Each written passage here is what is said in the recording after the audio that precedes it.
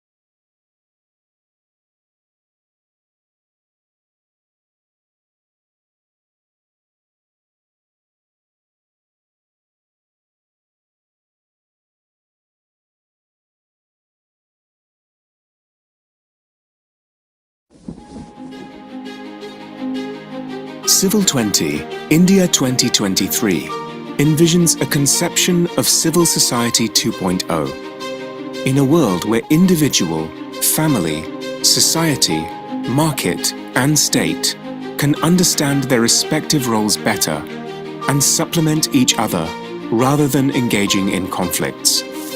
This year, the C20 symbolizes the flame of hope, self-motivation and selfless service. Amma is grateful to the Indian government for arranging such a high-quality meeting. All the issues raised here are vitally important. This should go beyond a mere physical meeting and become a true meeting, a meeting of hearts and minds. This is the only way to awaken ourselves and others. This year, C20 working groups will focus on integrated holistic health, mind, body and environment, sustainable and resilient communities, climate, environment and net zero targets, education and digital transformation, gender equality and disability, technology, security and transparency, lifestyle for environment, preservation and conservation of traditional arts, crafts and culture, human rights as human values, revival of rivers and water management, seva, sense of service, philanthropy and volunteerism, Vasudhaiva Kutumbakam, the world is one family. Diversity, inclusion and mutual respect. SDG 16 and promoting civic space. Delivering democracy through participatory governance.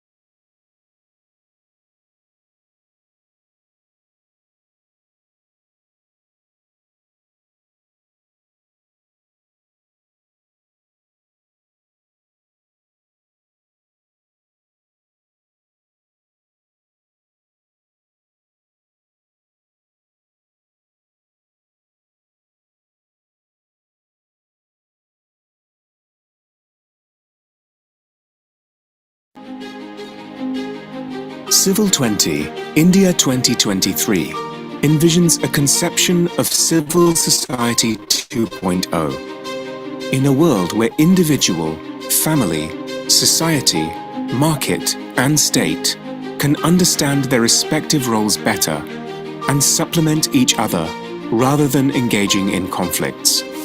This year, the C20 symbolizes the flame of hope, self-motivation, and selfless service.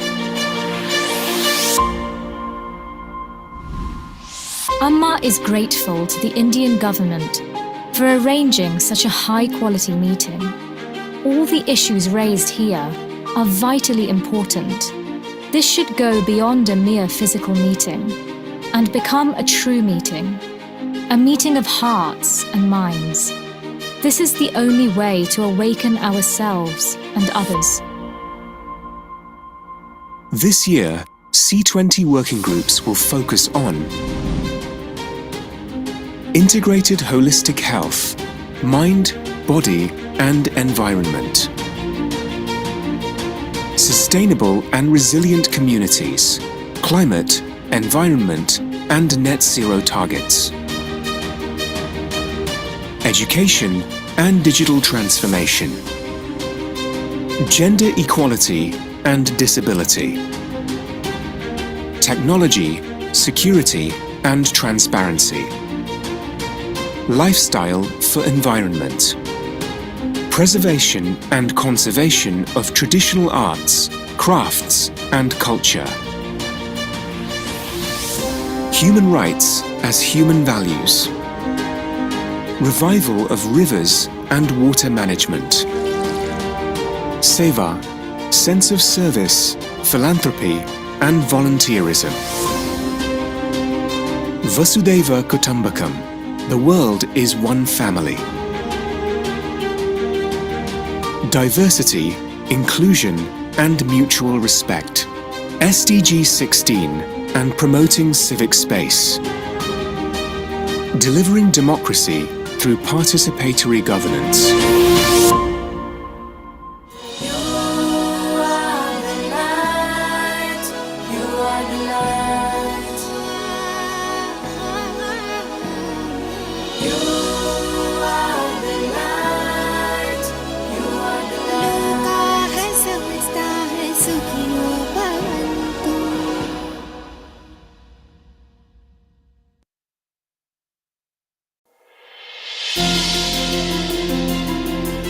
രണ്ട് തരത്തിലുള്ള വിദ്യാഭ്യാസമുണ്ട്.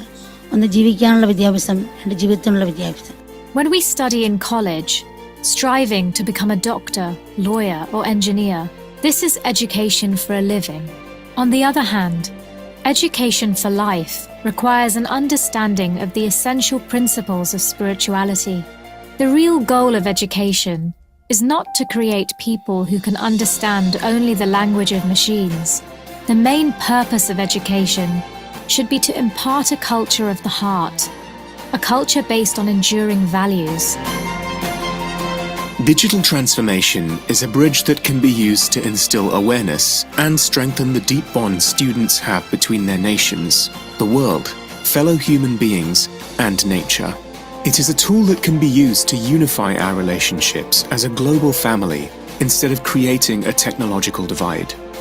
Through these channels, we can help achieve the SDGs more effectively by connecting people, organizations, and resources that enable greater collaboration and impact.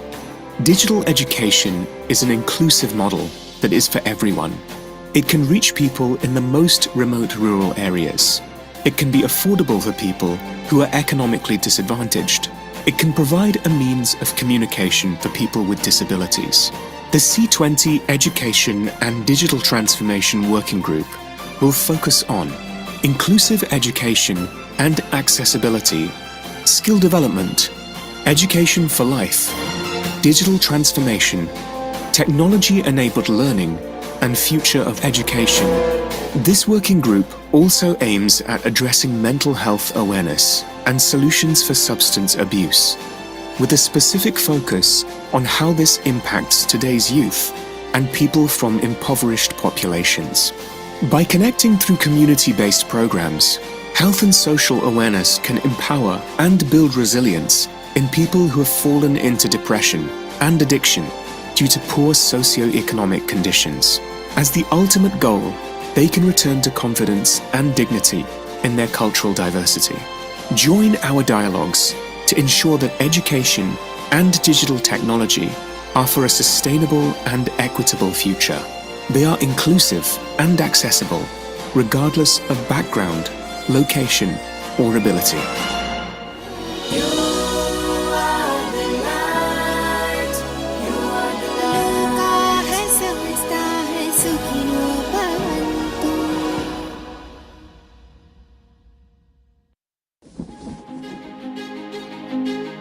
Civil 20, India 2023 envisions a conception of civil society 2.0 in a world where individual, family, society, market, and state can understand their respective roles better and supplement each other.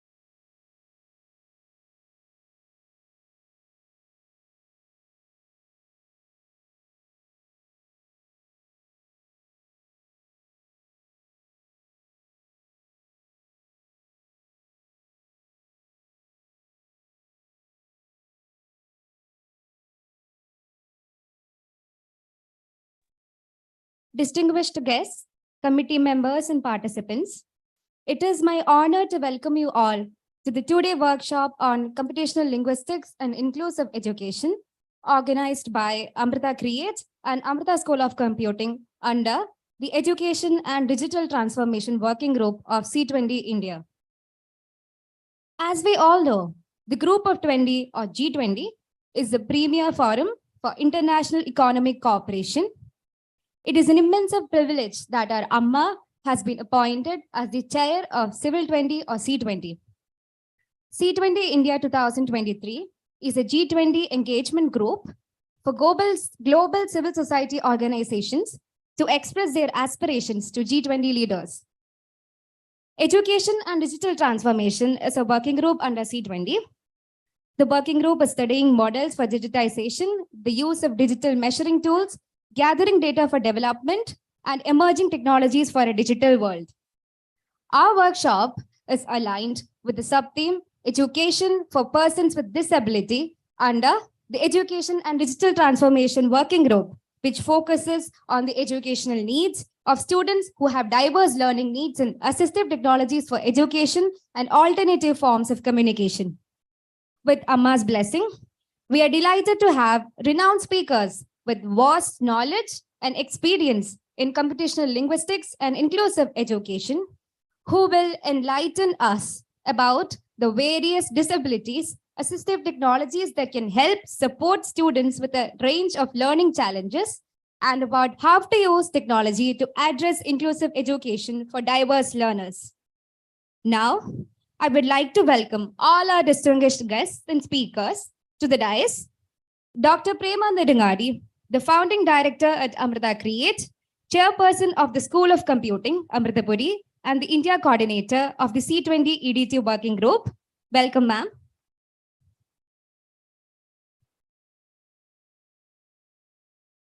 Professor Srinivasa Varakhedi, the acting Vice Chancellor of Central Sanskrit University, New Delhi.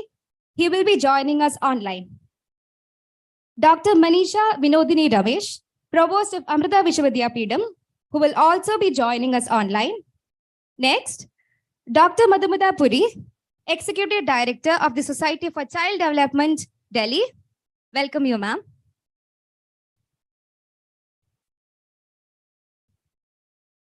Next, Mrs. Kate Karavala, founder and president of the Maharashtra Dyslexia Association, Mumbai. We welcome you, ma'am.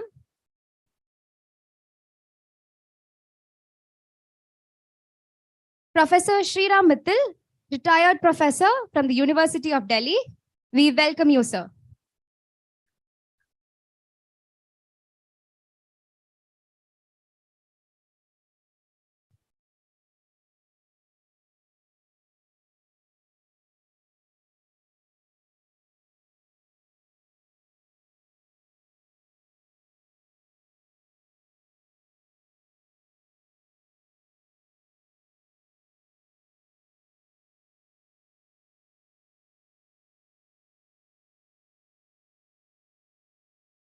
Dr. A.M. Merikutti, clinical linguist, Different Arts Center, Thiruvananthapuram. We welcome you, ma'am. Dr. Jairaj Porur, the Dean of Amrita School of AI, Amritapuri. We welcome you, sir. I would like to take a moment to acknowledge Brahmachari Devidasa Chaitanya, Director of the Amritapuri campus, and Dr. Balakrishnan Shankar, the Dean of the School of Engineering, Principal of Amrita School of Computing, Amritapuri, and the Chairperson of the Department of Mechanical Engineering, Amritapuri, who were not able to join us today. Now, I invite S. Hari Subramaniam for the prayer.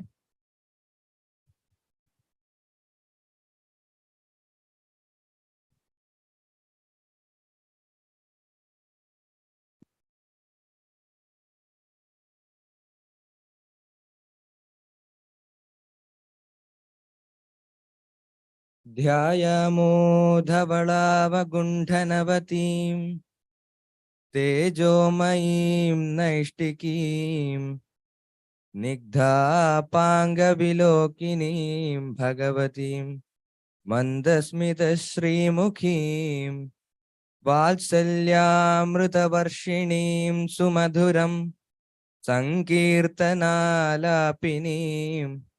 यामाङ्गीं मथसिग्धसूक्तिम् अमृतानन्दात्मिकामीश्वरीम् ॐ अमृतेश्वर्यै नमः.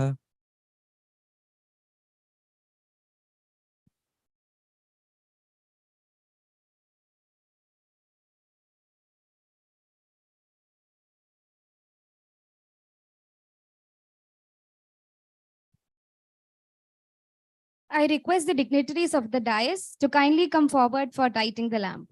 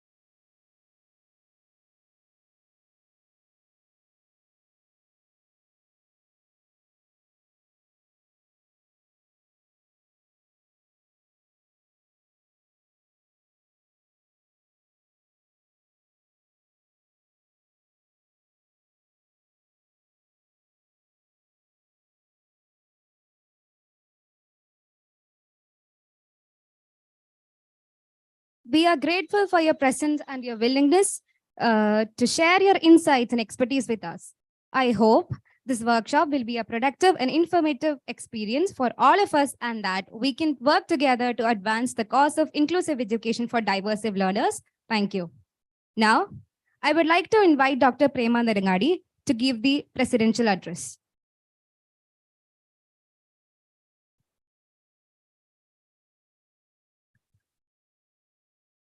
Om Amriteshwari Namaha. This is actually the opening remarks. My pranams to Shri Mata Amritanandamayi Devi, to all the esteemed speakers here, to faculty, student friends, welcome. We know that with the G20 presidency, our Amma has taken over the chair. First time in the history of the world that a spiritual leader has been nominated as the chair of Civil 20. And so what we are doing in today's session is very much what Amma has guided for our university. We are looking at education for life and education for living. Education for life is where Amma says we should be building ourselves to be compassionate human beings and also to understand mind management for all of us, understanding more about how persons with disabilities live in the world, what they need, and listening to experts here who are working with them every day. That's what we want to learn. We want to learn what we could do in return. How can we help the whole world? How can we help India? There's a lot of things from Indic languages that we need to build. For example, assistive technologies. So I think we know that if somebody has motor impairments, they want to interact with the computer. So obviously speech recognition is important. Speech recognition, but we want in Indian languages, not just in English, because you want to be able to reach everybody. Automatic transcriptions, captioning, these can aid people with hearing disabilities. Then we can make language models so that if there are students, if there are people who have speech impairments, they are not able to speak clearly, articulate it, we can understand, we can improve what they're trying to say, we can understand what they're trying to say and make it clear for everybody else so that they can communicate. Many times communication is a problem with the rest of us. And I hope someday all of us will learn sign language also so that we can interact with the deaf. And sentiment analysis is also important. Think of students who have emotional issues, maybe they are autistic or they have other kinds of communication disorders. So can we do sentiment analysis with the language, emotional tone of the language inputs, and generate appropriate responses? So these are just a few examples of what computational linguistics can do. Quite a bit has been done with English, but not as much for disabilities, and very little when you want to do it for Indian languages. Also, many things that are out there are very expensive. And so if we wanted to reach everybody, we wanted to be available on mobiles, just so it even reaches rural areas. So all of that is what we hope to learn together from the experts, come up with ideas, build things, actually go and implement them in these institutes and make a difference. So I'm excited about the potential of this to stimulate new ideas.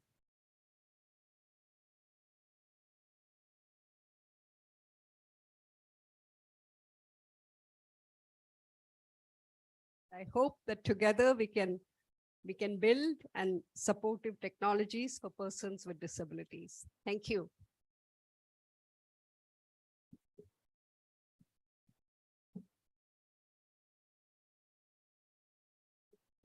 Thank you, ma'am, for enlightening us about how important inclusive education for people with disabilities are. Now, we are honored to have Professor Srinivasa Varkhedi, the Acting Vice Chancellor of Central Sanskrit University, New Delhi, as our inaugurator for the event, who's joining us online. Professor Varkhedi has made outstanding contributions to the field of computational linguistics, Sanskrit, and Darshana Shastra.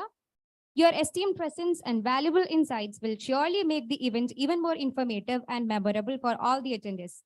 On behalf of the coordinators, committee members, and all the participants, we invite you to officially inaugurate the event. Hari Om. Om Namah Shivaya. With the blessings of Shri Mata Amrita-Andamayi, I declare this workshop on computational linguistics is inaugurated. Respected dignitaries on the dais, the chair, Dr. Preman Nedunadi, Dr. Madhumita Puri, Dr. Jairaj Parur, Dr. Manisha Ramesh, Mrs. Cherawala, and my dear faculty members of Amrita School of Computing. Today, I'm extremely sorry not to be present in the Amrita Puri program.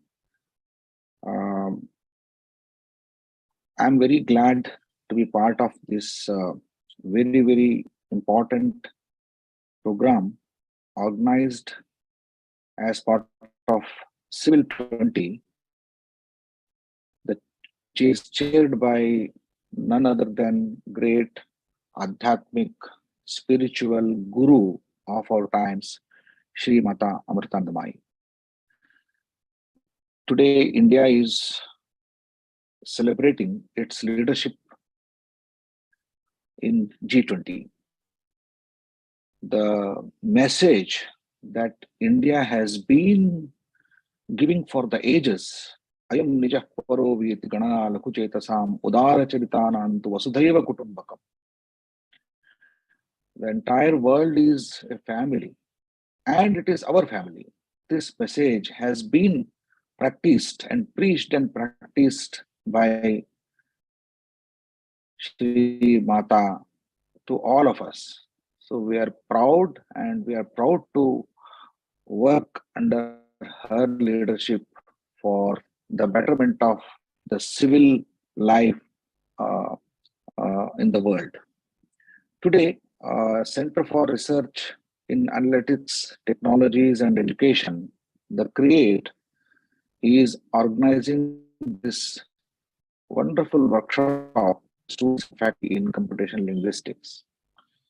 Computational linguistics is an area where we have been exploring many technologies and technological solutions for languages and from languages and across the languages. But never it was thought of to be included in the agenda of inclusive education.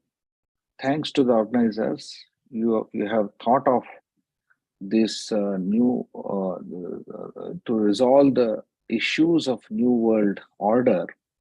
Today, as we all of us know, digital world has been created with a division.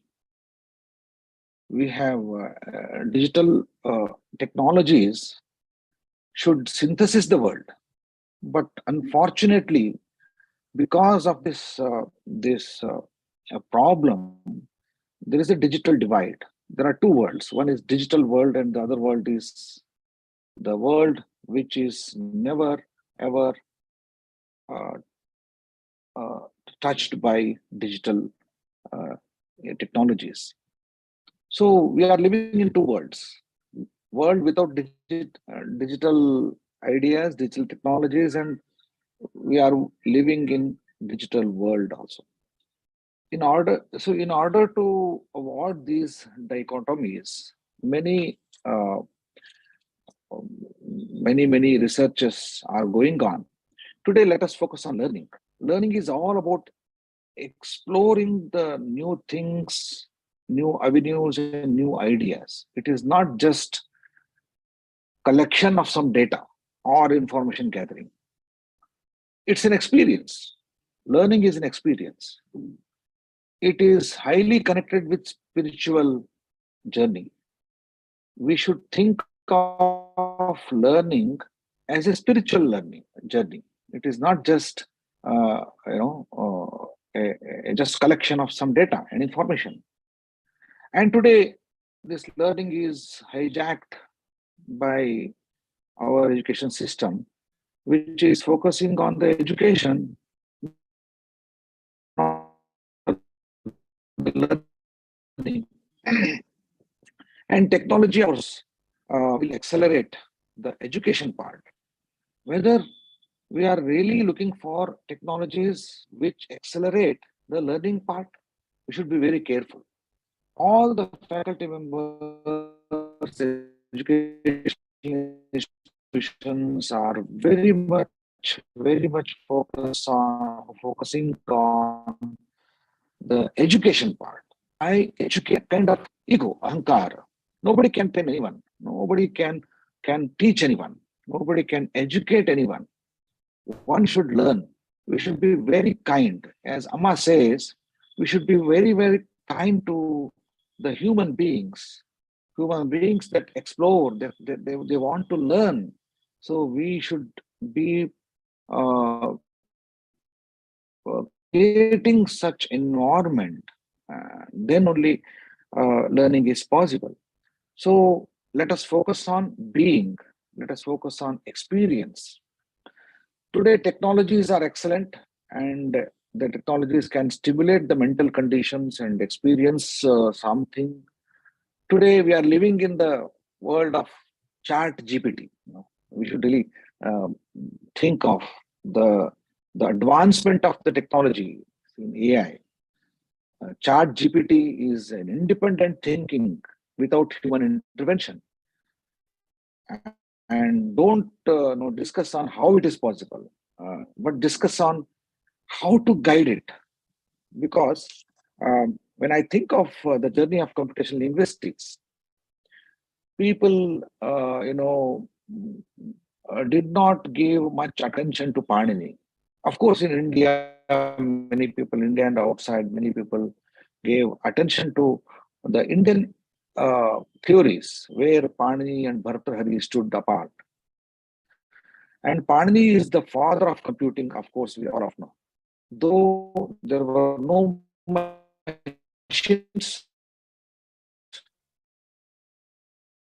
the idea of computation is provided by language issues.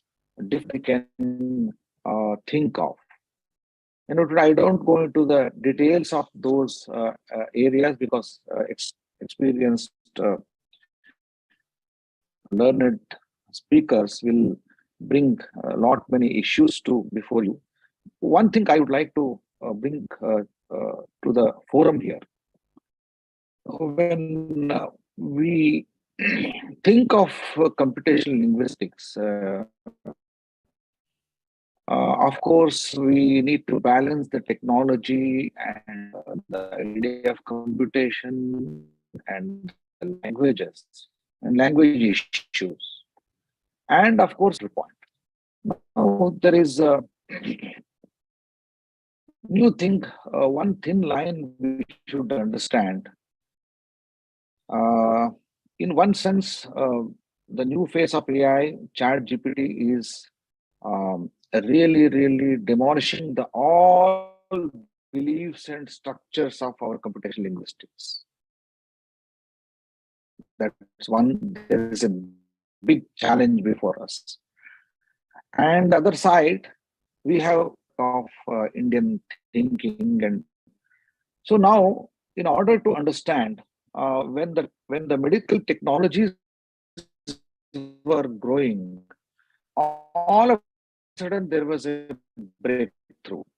People found that yoga could give better solution than any curative solutions.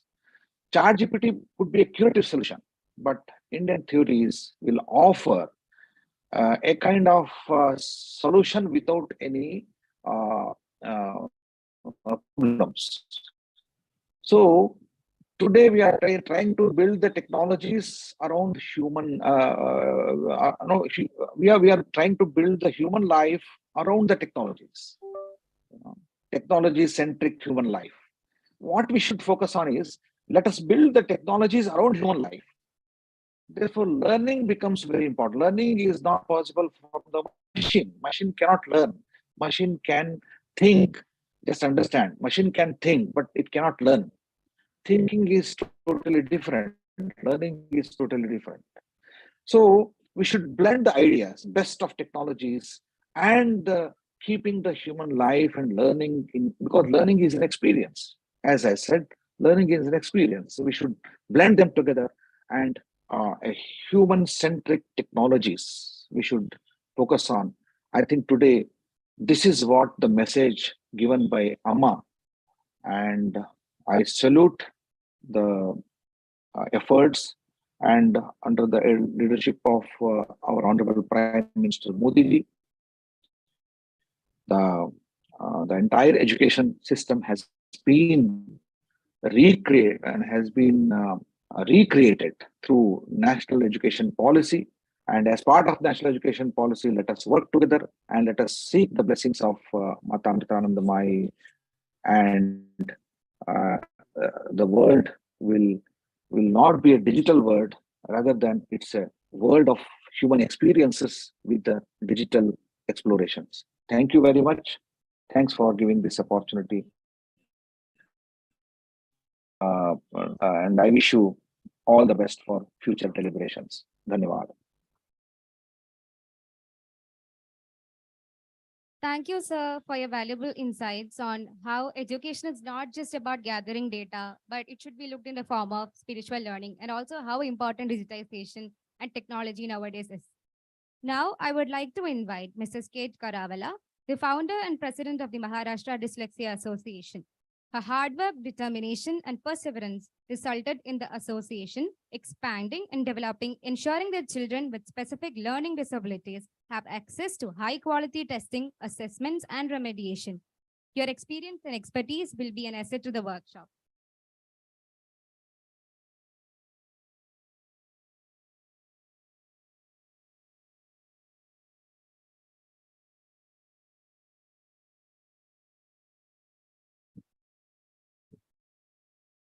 Good morning, everybody. And let me just start by saying a very big thank you to Dr. Prema and the faculty of the natural language program here for inviting me to be here at this very, very exciting workshop. I have to admit that I didn't know much about natural language programming until I met Dr. Prema and got a call from her talking about this. So I'm looking forward to learning much more than anything else, but I hope I'll be able to share some insights with you as well. To launch straight off into what I'll be talking about later in this workshop, dyslexia, I'm going to be talking about specific learning disabilities. Also, sometimes we use the umbrella term dyslexia. It shares a lot of its features with other disabilities and disorders which affect language, the acquisition of language, the processing of information, and also expression, personal expression, written expression, speech and language. So it touches on all these areas. And of course, there's a lot of blending and intermingling of these disorders. What I would like to talk about right now and just give you a little taste of is what is a specific learning disability, dyslexia, dyscalculia, dysgraphia. It's basically an information processing disorder. And I know all you techies will really perk up at the word information processing, because that's what your field is. In this case, it is an imperfect coordination between the brain and all its different parts. And I'm putting it very, very unscientifically, but very simply right now. We'll be talking about it later. So that there is the path, because the pathways to the brain, the neurological pathways to the brain have not developed fully the way they would in typically developing children. And we're talking here about a very large number of people. Worldwide, we know today that at least 15% of young people, 15% of the population, and so that in terms of education, that means 15% of young people are affected by this. And that is why it's really important for people like you to be plugged into this, to understand this, and to think in what ways you can use your background, your education, to make life easier, simpler, and more enriched for people like this. Thank you.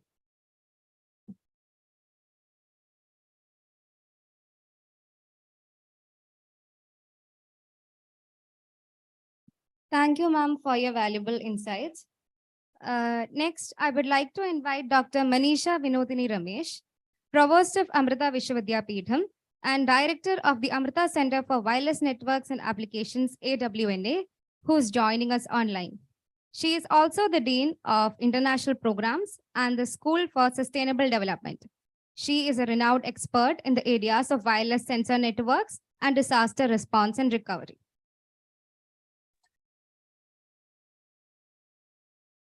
Namaskar, everybody. Good morning. Pranams at Amma's lotus feet. Dhyayamo dhavalavagundanavati tejo mayi maishtiki snigdha panka vilokinim bhagavadim mandasmidasrimukhim valsalyamritavarshinim sumadhuram Sankirtanalapini Shamankim Madhusikta Suktim Amritanandatmikam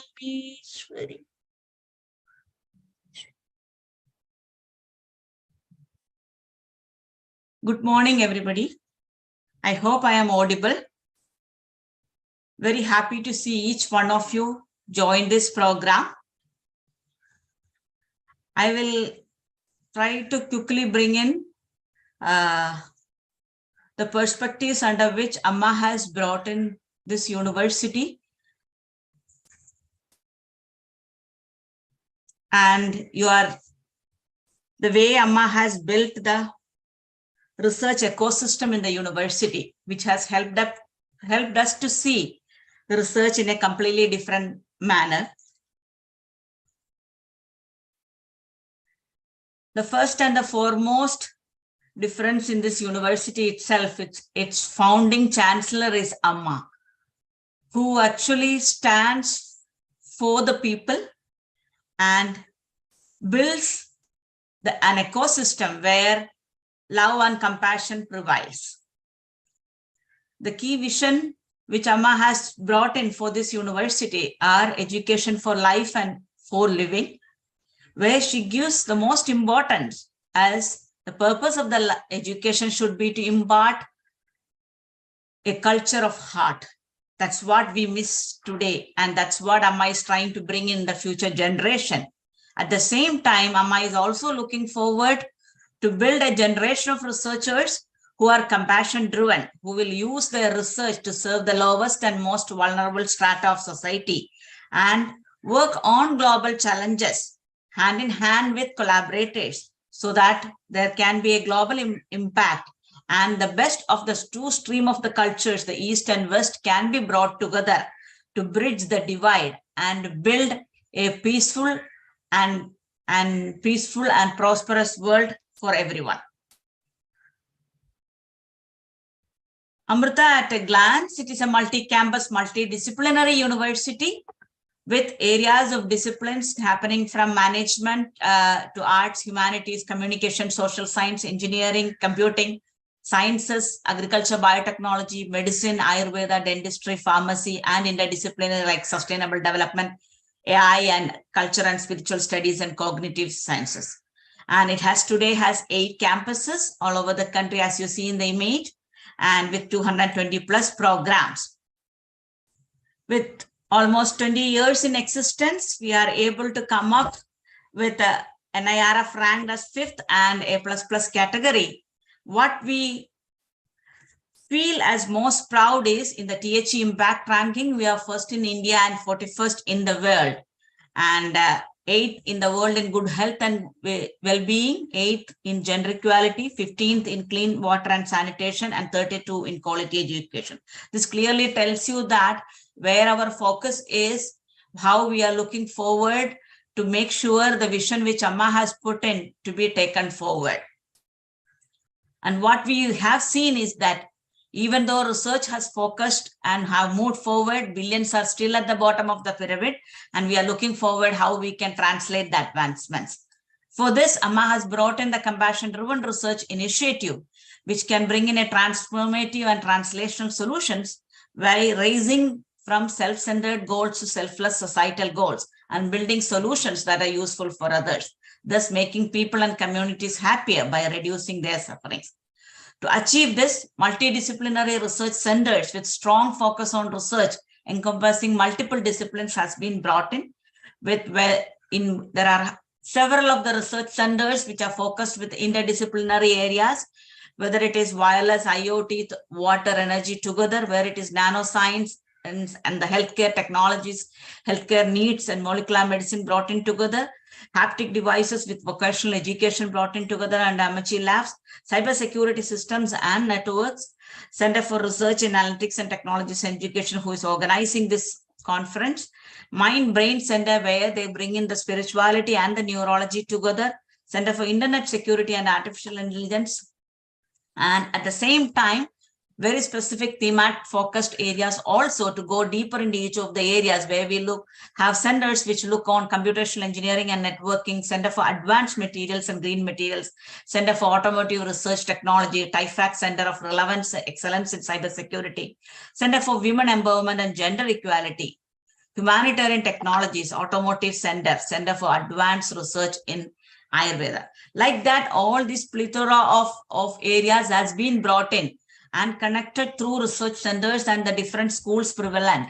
Thus, and also to bring in the excellence in the research we have. We also have a global research network with more than 300 plus universities all around, with collaboration with even the topmost universities of University of Oxford, Cambridge, Stanford, etc. And also with industries, very strong industry collaborations, which can which can provide the pathway for our researchers, faculty, and students to get an opportunity to engage with them, develop themselves, empower themselves, and the community to take forward. We never leave out of building solutions for the society, and where there is a large focus, industry focus, and the collaborations around the world, which has led us also to get the National Award for the Best Startup Incubator in India in 2017 from the then Honorable President of India.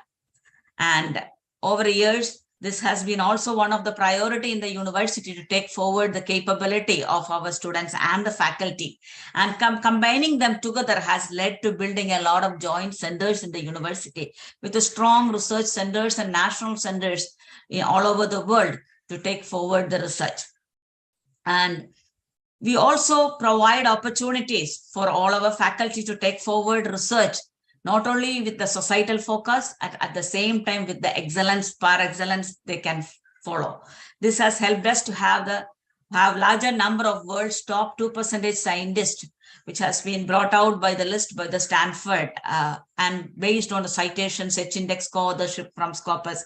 And it shows the ecosystem provided by the university to take forward, and which has brought in tangible research outcomes of 5 billion research funding with more than, and coming nearly to now, I think it is more than 16,000 plus international publications, etc. And which also brought in opportunities to build solutions which are world renowned, where we have understood the challenges which are at the ground reality, the grassroots level, and then build solutions, which has helped us to build world's first wireless sensor network for early detection of landslides, which is bringing in disaster resilience in the community.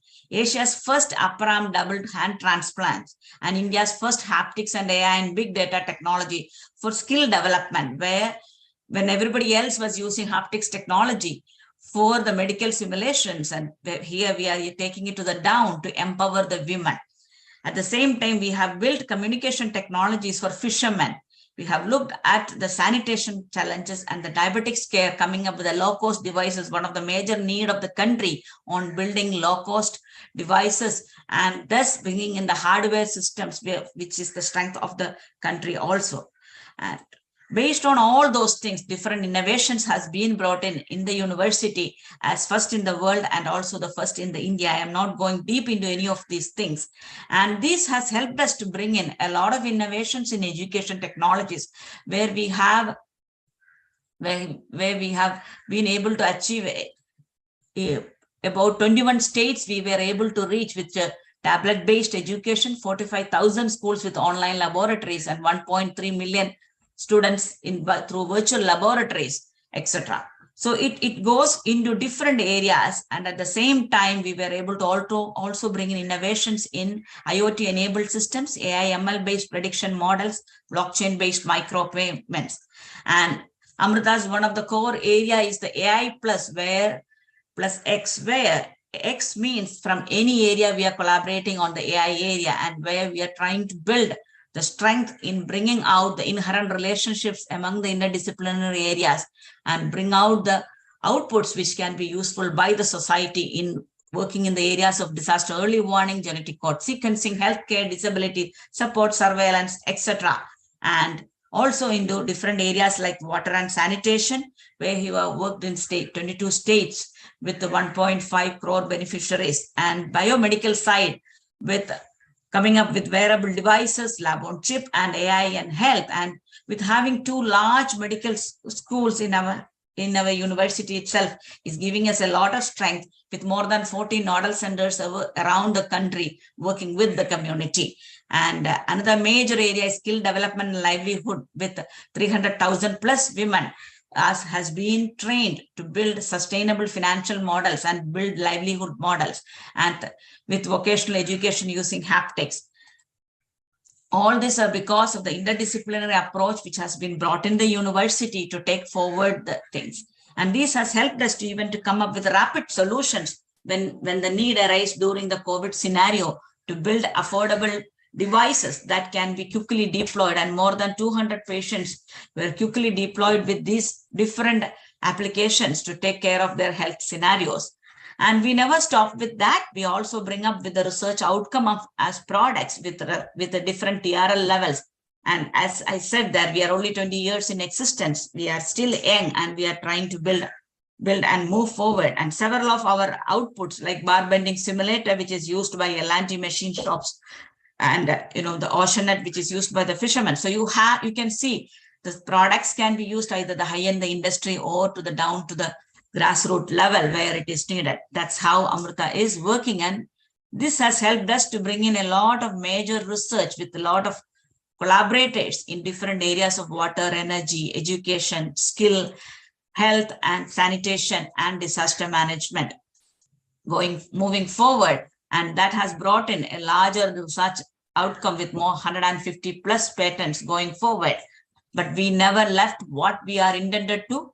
We have actually always focused with the challenge, focused for what is the society's challenges are. And today we have presence in more than 22 states actually, with focused area of energy, environment, water and sanitation, health and hygiene, livelihood, skill development, education and gender equality, waste management and infrastructure, agriculture and research management, risk management, where the students and faculty has visited, stayed in each of these communities and build solutions in each areas.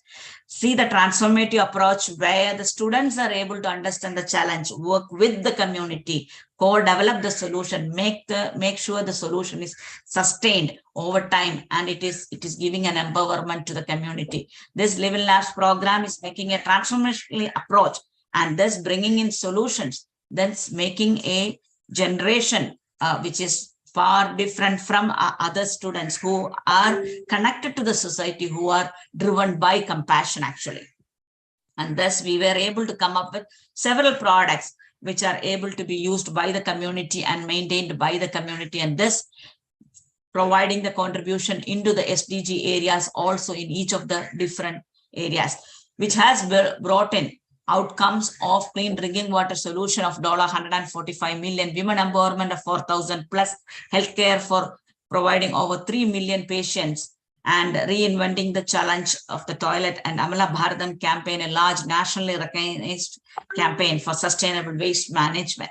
All this are happening because of the guiding light of our Chancellor, who clearly has put in the vision and gave us the direction, where she has told that if we could transform compassion from a mere word into a path of action, we would be able to solve 90% of world's humanitarian problems. This is what we are looking forward. We hope this conference also gives us an opportunity to bring in all the experts in this area to take forward each of our compassion, to bring out a path of action that will solve the challenges, the humanitarian challenges we are seeing.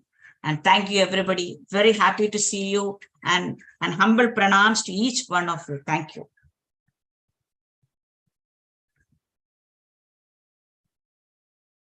Thank you, ma'am, for your profound insights. Next, I invite Dr. Jairaj Porur, Dean of Amrita School of AI, who has 24 years of professional academic experience. He is the founder of Sensicon Devices, which is involved in software publishing, consultancy, and supply. He has done remarkable work in the areas of cybersecurity, Internet of Things, network, and operating system.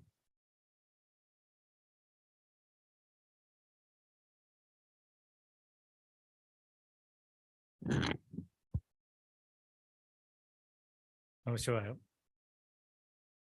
Let me start with some interesting numbers. I hope all of you may have heard about ChatGPT and large language models, right? So Meta is the parent company of Facebook. Large language model Llama. Do you know how many NVIDIA GPUs were required to train it? 2048 NVIDIA high-end server class GPUs were required to train this particular model. Took over 21 days. And the cost of a data center NVIDIA GPU is around $12,000, or close to 10 lakh rupees, more than the price of a high-end Tata Nexon. So do you want to drive a Tata Nexon on a sunny day, or sit in a cold AC room and program a GPU? Anyway, so these huge models, so this particular model, for example, took 1 million GPU hours to train. And I can go on. It has around 65 billion parameters, which is actually pretty small in the world of large language models. Because, for example, ChatGPT-3 has around 175 billion parameters. So when we talk about technologies, AI technologies for inclusive education, it's important for us to ensure that the foundation on which these technologies are built are available broadly and cheaply across the length and breadth of our nation, across all social strata, even in remote villages. So this democratization of AI is very important. And this is perfectly achievable if we consciously work towards it. In fact, one sector I feel where this democratization of technology has happened is mobile phones. Sometime back, and I was traveling in an auto. Actually, last 1 year, I've been working in a village called Tenkashi, about 3.5 hours from here. And I was traveling in an auto, and I found that the auto driver had exactly the same model and make of my same mobile phone. Actually, I would have got confused. So this is an example of democratization of technology, right? What if this, the smartphones required, could only be afforded by people who are actually getting high, maybe 3 lakhs, 4 lakhs per month salary. So, the introductory speaker spoke about digital divide. So this would create a divide within the digital, right? So for this, the commoditization of AI is important. And it's important for us to investigate smaller cost-effective models that can be trained and retrained affordably. So, these models have to be retrained periodically, right? So if every retraining costs us a couple of $1 million, how many companies can afford it, right? And it's important that, we should be able to deploy these models on small devices, edge devices, small IoT devices, and can support disconnected operation. For example, in remote villages, we cannot always guarantee that connectivity is always available, right? So that inferencing doesn't rely on large GPU server farms. Some years back, I had opportunity to work with edtnlp group in Microsoft Research, where they were working on kilobyte machine learning models that can fit into small microcontrollers. So one of the devices they built, actually using these models, was called gesture pod. So it's actually a small device. Actually, the device hardware itself is, it's a commodity Arduino Duo board, which probably costs 1,500 rupees. And this entire model fit into the small, maybe several kilobytes of memory within this. And you could attach this device onto a cane and then targeted visually challenged people. And then that would allow them to interact with their mobile phone via gestures using their cane. So these kind of technological, the research and deployment of this kind of technology is very important, I feel, when we talk about inclusive education, inclusive technologies. In fact, I remember the first machine learning model that I myself built was back in 1993. It was actually a speech recognition model, isolated word recognition model. It was trained on a 25 megahertz Intel 386 CPU. And do you know how much RAM it had? Actually, our machine had 1 MB of RAM. And it was assembled by 6 of us. We got components from gray market. And in fact, so when we, like for example, here, when we were developing this, one barrier that we faced was that the sound cards were very expensive at that time. So, only I think Sound Blaster, some companies made the sound cards, and it did not come built into the motherboard. And then that was very expensive. So we had exhausted our money, by assembling this computer. Then with the, so good, but we had the advantage of having a good mentor, a project mentor, actually Professor Achit Shankar sir, he's going to speak here tomorrow. And with his help and another scientist's help, we actually built a sound card, hardware that could fit into the computer. So it's important, and that was actually our way of breaking that barrier, right? And so, so how do we exactly, what are some approaches that we can take when if we want to build smaller language models? And one of the things, the natural language AI models do is to learn relationships between words, right? Words or tokens, right? In a mathematical manner. And there are two sources of these, so how can we discover relationship between words? There are two sources of these relationships.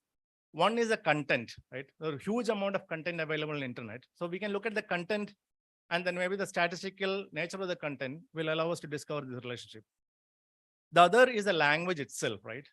Language has, a morphological structure, the way the words are formed in the language, the etymology of the language, that can actually give us some direction on the word relationships. And today's large language models rely entirely on the content.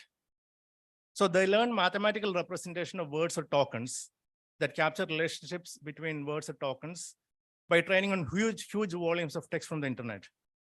And in fact, the learning objective is pretty simple. It simply tries to predict the next token. That's actually pretty simple learning objective, but the amount of data is huge, the models are huge, and the architecture is sophisticated. And so that, as the training progresses, this prediction becomes more and more accurate. And another source of these word relationships is to apply the science of word formation or morphology. And in fact, in the light of success of these large language models, I haven't found any major breakthroughs in using morphological structure in developing NLP ML models recently. So it hasn't found its place, I would say. And here it's interesting to note that Sanskrit has a very mathematical morphological structure. And it's captured by Panini in his Ashtadhyayi. And actually, I'm not a Sanskrit scholar, but having understood the concept, it's like Sanskrit actually has a knowledge graph embedded in its word structure. So one of the things I've been working on in the last maybe 6 months. So although there have been articles on Sanskrit is suitable for AI, Sanskrit has mathematical structure and so on, I haven't found any work which targets development of a practical technology. So is it of purely historical interest only, or can we develop something of practical interest today? So, I've been working with some interns and one Sanskrit scholar, grammarian, to see if we can develop semantic representations of natural language using the mathematical morphology of Sanskrit as an intermediary. And in fact, our experimental results so far actually has come out very well. And it's work in progress. So I'll report in more detail later.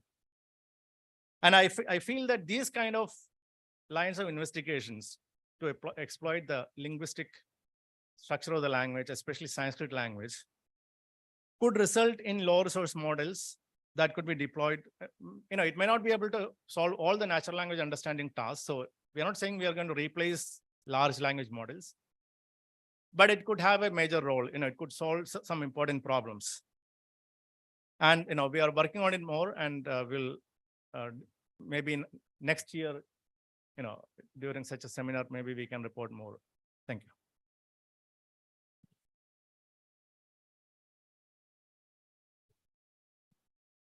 Thank you, sir, for your thoughtful perceptions. Now I would like to invite Professor Sriram Mittal, a retired professor from the University of Delhi. He has formal teaching experience in subjects such as issues and challenges of special education, education of children with special needs,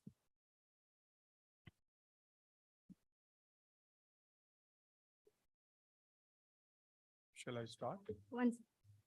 and education of the physically handicapped. Your extensive experience in the field will be invaluable to our discussion, and we look forward to hearing your insights, sir. Good morning, Namaste, Om Namah Shivaya. Respected Sri Mata Amrita.link, our most respected Honorable Prime Minister Modi ji, with whose wisdom Mataji was nominated or is nominated as chair of C20, and it is in the connection of this C20 work, I am here. I am also grateful to Professor Prema Nitin ji for giving me this opportunity to be here. Friends, I am not an expert, but after having lived a life for 68 years with loss of vision, without vision, you can say, I have tried to learn to do most of the things that one does with the help of vision in my life. So based on that, I have learned something which I would like to share. And I have come, in fact, for that very purpose. Before anything else, when I speak to a group for the first time, and I'm 99.99% sure and confident that none of you would have ever heard me or would have heard about me. Am I right? So I say something first, which a person who is willing to work with disability or in the field of disability should not do. You can say that I'm starting with negativism without telling that we should not do. But I consider it most important for doing something good for person with disability. And that is why I start with this. You see, many of you would have heard people saying that a hearing inclusion is, or inclusive education is, making children with disabilities sit in the class with normal children. We use the word normal for those who do not have disability. Friends, normal word has an antonym called abnormal, or normality, abnormality. Disability, to my mind, I may be wrong, is not abnormality. It is a condition which can occur to anybody at any time. And that disability occurring does not mean the person cannot do or cannot live with that disability. He can do, he can live, and he can do most of the things which his or her non-disabled counterpart does. So I always request for the first time when I meet, as a suggestion, not prescription, that please and kindly do not use the word normal for those who do not have disability, along with the word disability for those who have disability. Secondly, many people have started using differently able for persons with disabilities.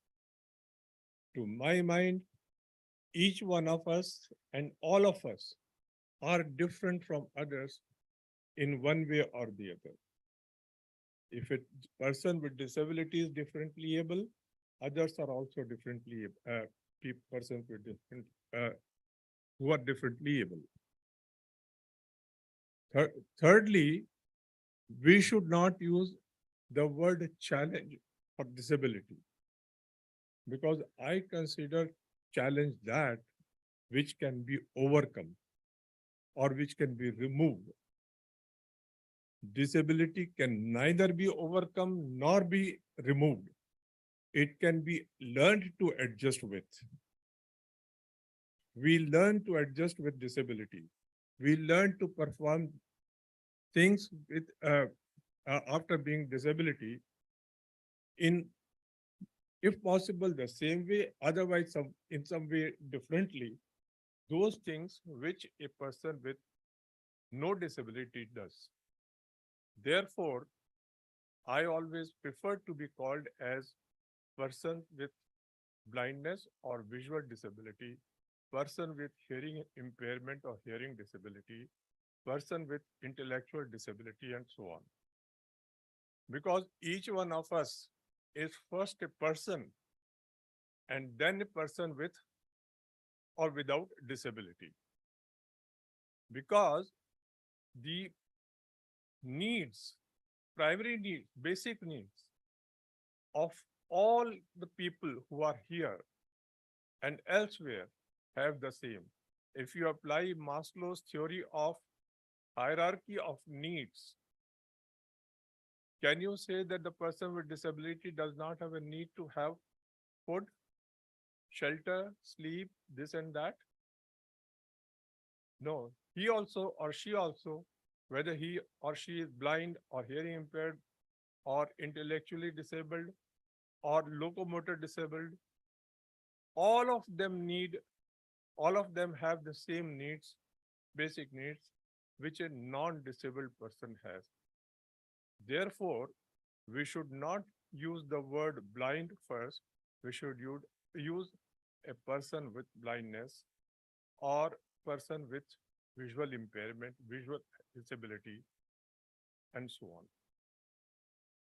After this, what I want to share, friends, the technology has always been helpful, purposeful, and useful for persons with disabilities.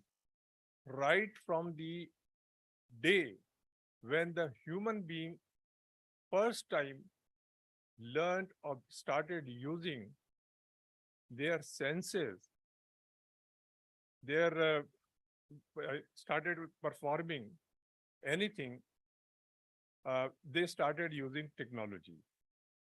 But the developments in technology that have taken place in last 20, 25 or 30 years have proved to be much more beneficial, purposeful, and useful for persons with disabilities, and in that group also for those who have sensorial disability.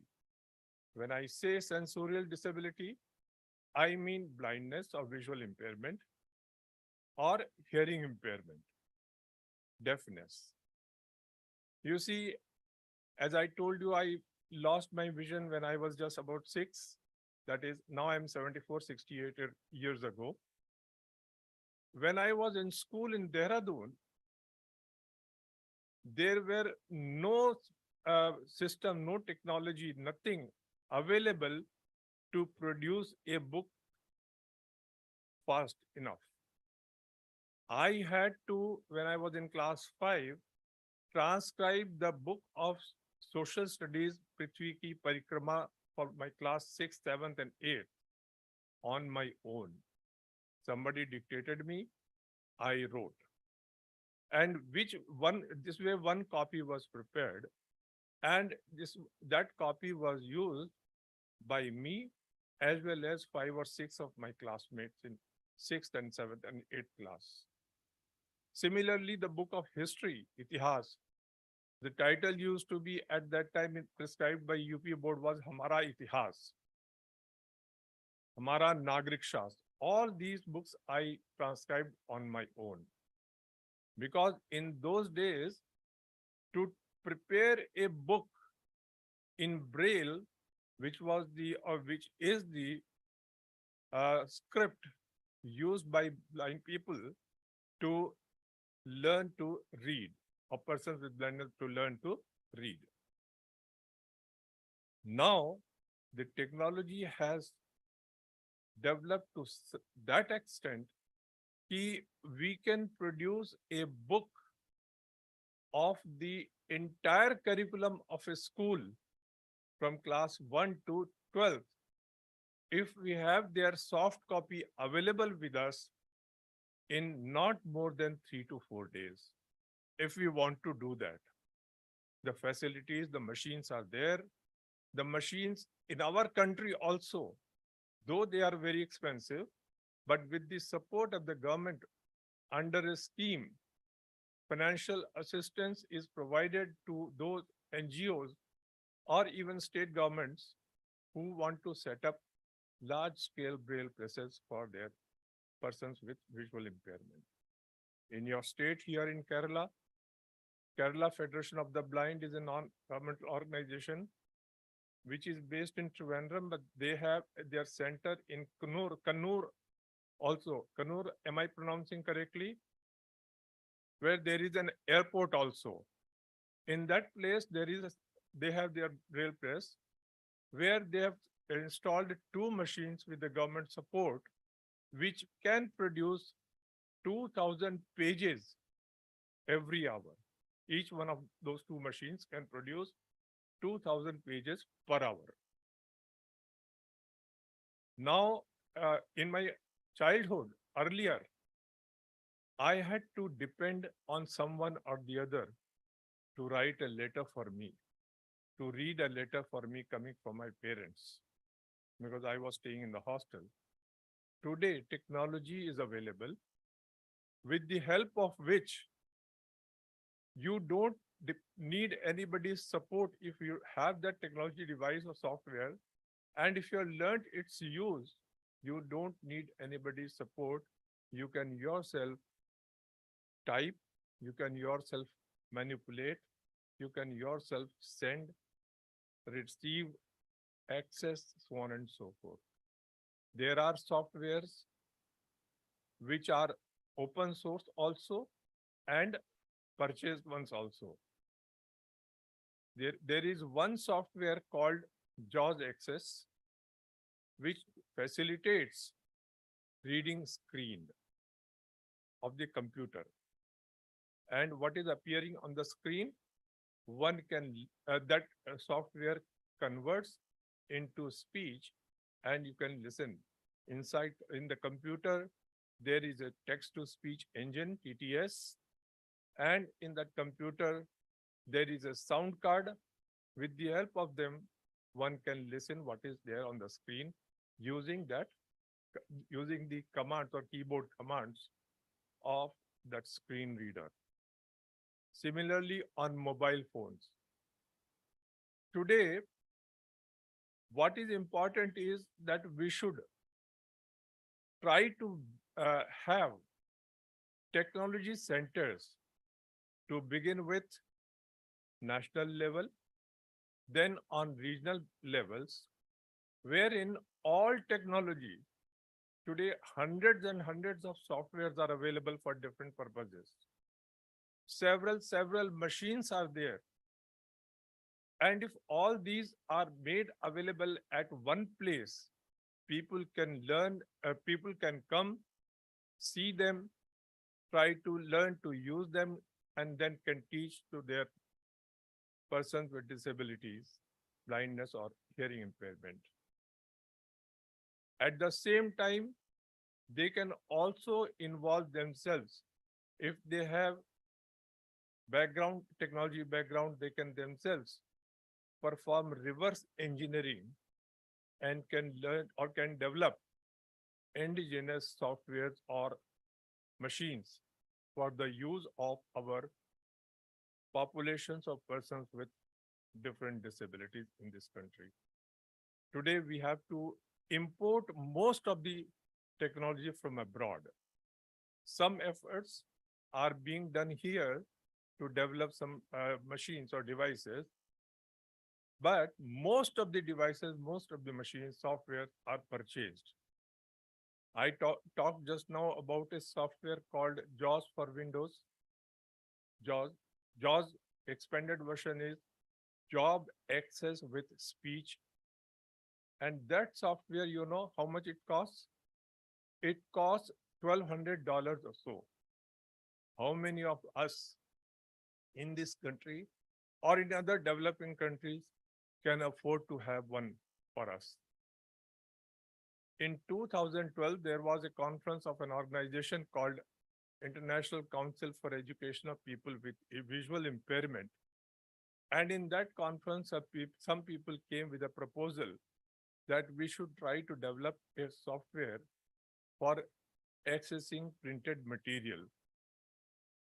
And those who are present in the conference, should financially support or try to find people who could support. Believe me, in 2 years' time, with the support of the council and with the support of few others, an open source software was developed, which is coming these days called, every year it's update version, called non-visual desktop access, NVDA. It is to 80 to 90% as good as the one that is JAWS. It has some limitations, but otherwise it is very good. Anybody can use, anybody can download it, install in his or her computer and can use it. Similarly, these days, the most difficult concept for persons with blindness or visual impairment who have no usable functional residual functional vision, the most difficult thing was perceiving those concepts, those are things which are purely visible. When I say purely visual, I mean which can be perceived only through vision. For example, color. Color is a concept which cannot be perceived without vision or by the help of any other sense. Many other things can be perceived with the help of other senses at the same time with vision, but color is something. Today, we have apps which can be installed in mobiles, and then using that app, one can perceive the color of his dress. He can perceive the color of something which he wants to know of which color it is. That is possible. What is lacking is the need-based manuals, need-based instructional guides, which need to be prepared to facilitate our population with blindness or hearing impairment to learn the use of apps, softwares, devices, etc. They are not there. Normally, what is happening is they are providing the manuals which are prepared generally for a general population. Those manuals at times may not be beneficial for persons with blindness. Therefore, the adapted versions of those manuals are of immense importance. That is what I have experienced. See, I have been using computer mobile now for the last 20 years. Many things my younger persons with visual impairment can perform on computer mobiles because they have been trained, they have learned, despite the fact that they also don't have the manuals which I am talking, but they can do that. I cannot do because there is no facility for training of a people, and it is not desirable. I mean, it is not needed as well. Therefore, I cannot go for that. But I am not able to perform those things on mobile. After getting some help, once I learned, then I do it on my own. That is a different thing. But if there is a manual, then without anybody's support, I can read the manual, and based on that, I can learn to perform different tasks on mobile or computer. The last thing which I would like to emphasize is that, friends, persons with blindness and persons with hearing impairment and persons with other disabilities can do wonders if we have positive attitudes towards them, if we are willing to provide what they need to compensate the loss of imposed by their disability.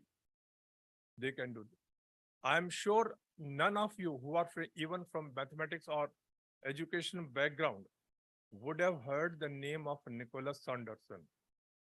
Has anybody heard? No? Nicholas Sanderson was a person with blindness in UK in 16th century or maybe in 17th century. I don't remember exactly the date period, who learned mathematics by informally attending classes with his younger brother, and learned mathematics to that extent that he succeeded Newton.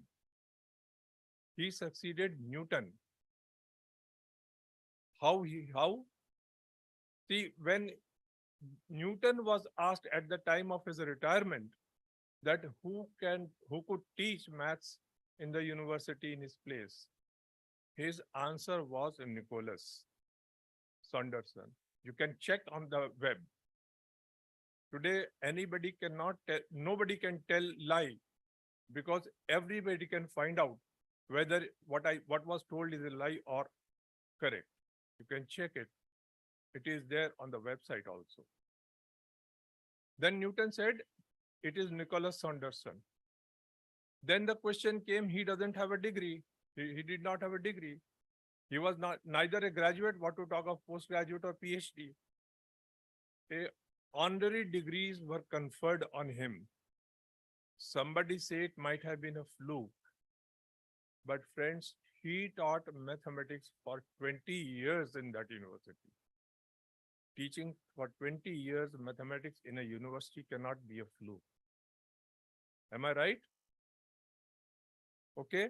Therefore, similarly, there are many, many more people without vision who performed wonders. As I said, what is important is they should be given what they want. They should be asked what they want. They should not be given what we feel they want. That is very essential. Dr. Jayanti Narayan, who would be speaking to you all during this workshop, she and I worked on a paper, on an article for a book which is being published in UK. And in that connection, we interviewed some 15 to 20 people with blindness and other disabilities. All the persons with blindness, when we asked what they want, what problems they faced, how they reached, they are now teachers, they are working in banks, they are working in factories. They said, we are getting everything, but we are never asked what we need. We are never asked what we can do. People don't understand our potentials, our abilities, our strengths. Therefore, it is very much essential that we try to develop a mechanism or a system where we assess a person with disability on the basis of what disability is, and with that disability, what that person needs. If we do that, friends, I am sure that persons with disabilities, with this support, as I said, the technology has proved to be a boon for persons with disabilities more than anybody else. They can do everything and anything. And if not 100%, certainly that much as a non-disabled or a person with no disability can do. With this, I hope I have been able to communicate what I wanted to communicate and what the organizers had expected. And if not, please forgive me. With this, I thank you all. And if there is any question, I would be happy to answer.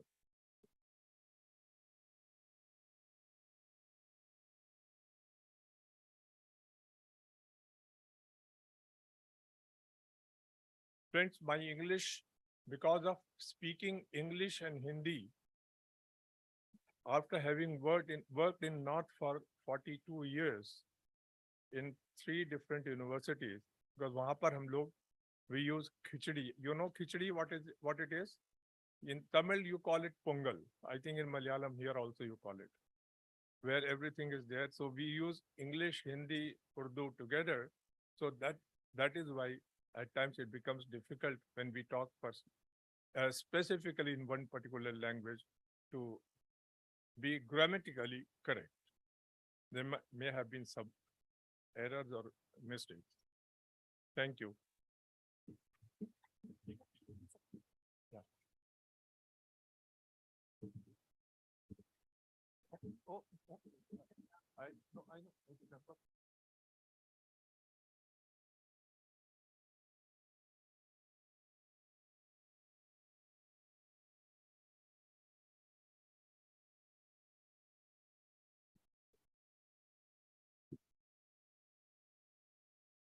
Thank you for your insightful viewpoint, sir. So it is tea break now. Tea for speakers has been arranged at Anugraha Hall, and participants can find their refreshments outside. So we have a panel discussion coming up, which is arranged at Shraddha Hall. I request everyone to move to Shraddha Hall after your tea break.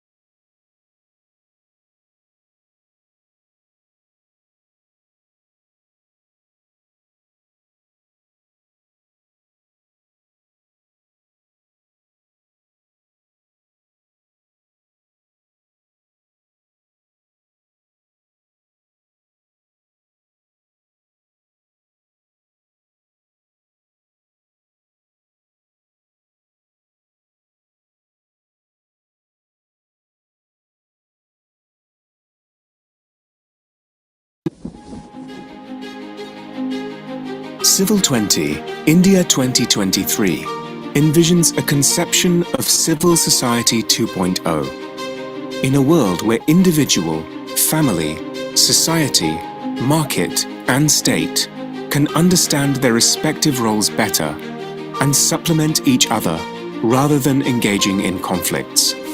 This year, the C20 symbolizes the flame of hope, self-motivation, and selfless service. Amma is grateful to the Indian government for arranging such a high-quality meeting. All the issues raised here are vitally important. This should go beyond a mere physical meeting and become a true meeting, a meeting of hearts and minds.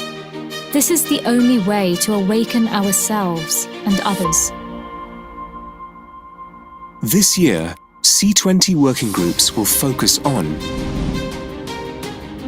integrated holistic health, mind, body, and environment,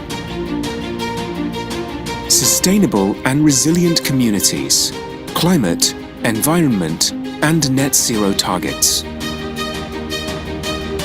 education and digital transformation, gender equality and disability, technology, security, and transparency, lifestyle for environment, preservation and conservation of traditional arts, crafts, and culture,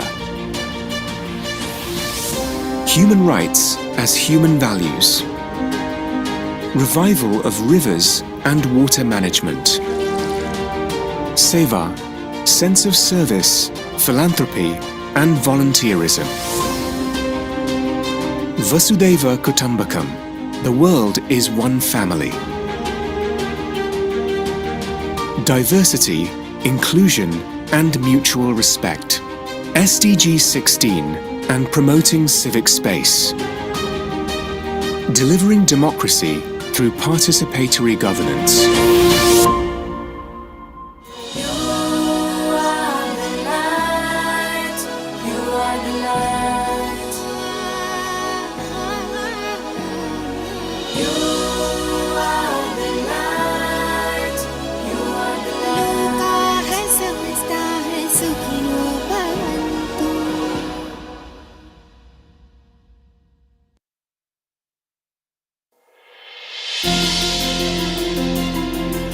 രണ്ട് തരത്തിലുള്ള വിദ്യാഭ്യാസമുണ്ട്.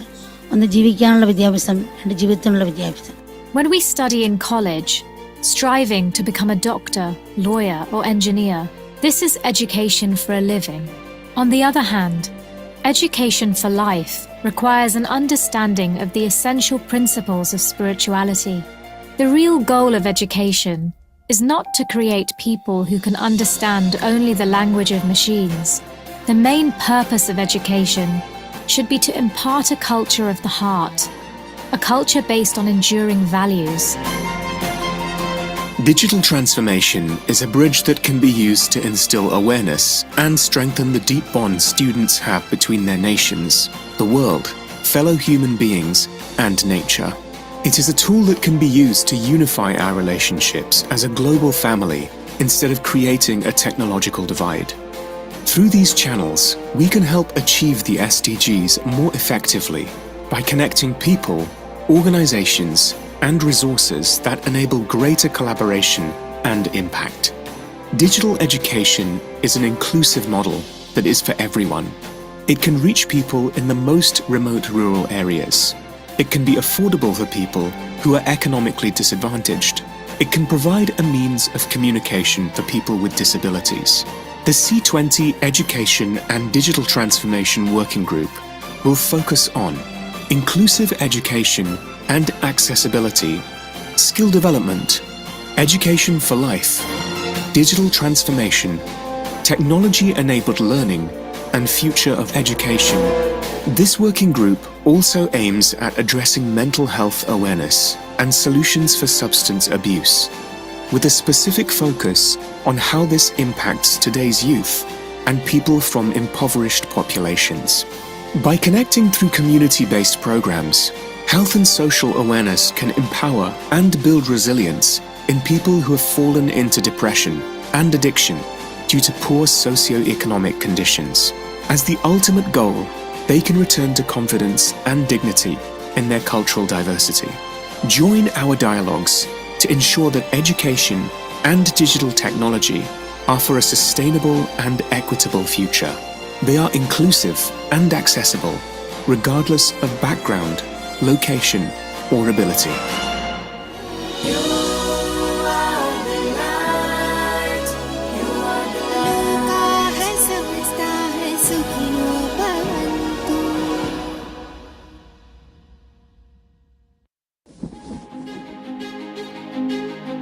C20, India 2023 envisions a conception of civil society 2.0 in a world where individual, family, society, market, and state can understand their respective roles better and supplement each other rather than engaging in conflicts.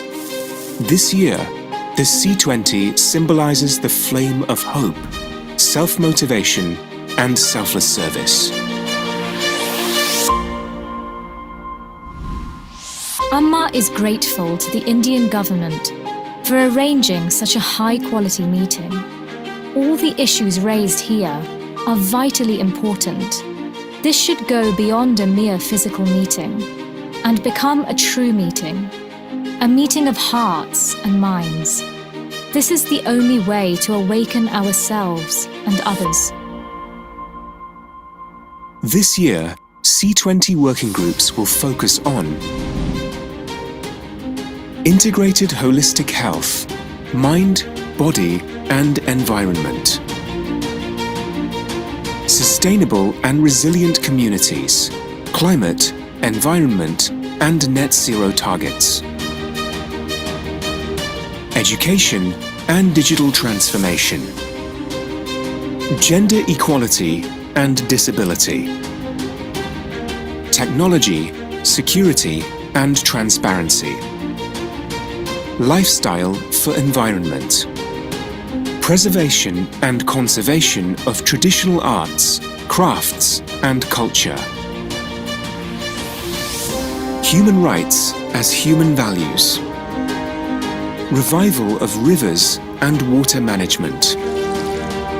Seva, sense of service, philanthropy, and volunteerism. Vasudhaiva Kutumbakam, the world is one family. Diversity, inclusion, and mutual respect. SDG 16 and promoting civic space. Delivering democracy through participatory governance.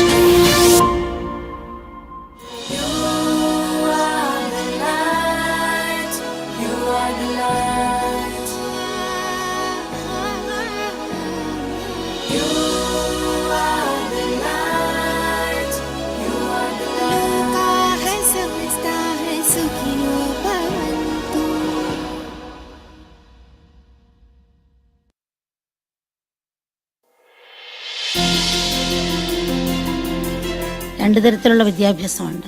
ഒന്ന് ജീവിക്കാനുള്ള വിദ്യാഭ്യാസം, രണ്ട് ജീവിതത്തിനുള്ള വിദ്യാഭ്യാസം. When we study in college, striving to become a doctor, lawyer, or engineer, this is education for a living. On the other hand, education for life requires an understanding of the essential principles of spirituality. The real goal of education is not to create people who can understand only the language of machines. The main purpose of education should be to impart a culture of the heart, a culture based on enduring values. Digital transformation is a bridge that can be used to instill awareness and strengthen the deep bonds students have between their nations, the world, fellow human beings, and nature. It is a tool that can be used to unify our relationships as a global family instead of creating a technological divide. Through these channels, we can help achieve the SDGs more effectively by connecting people, organizations, and resources that enable greater collaboration and impact. Digital education is an inclusive model that is for everyone. It can reach people in the most remote rural areas. It can be affordable for people who are economically disadvantaged. It can provide a means of communication for people with disabilities. The C20 Education and Digital Transformation Working Group will focus on inclusive education and accessibility, skill development, education for life, digital transformation, technology-enabled learning, and future of education. This working group also aims at addressing mental health awareness and solutions for substance abuse, with a specific focus on how this impacts today's youth and people from impoverished populations. By connecting through community-based programs, health and social awareness can empower and build resilience in people who have fallen into depression and addiction due to poor socioeconomic conditions. As the ultimate goal, they can return to confidence and dignity in their cultural diversity. Join our dialogues to ensure that education and digital technology offer a sustainable and equitable future. They are inclusive and accessible, regardless of background, location, or ability.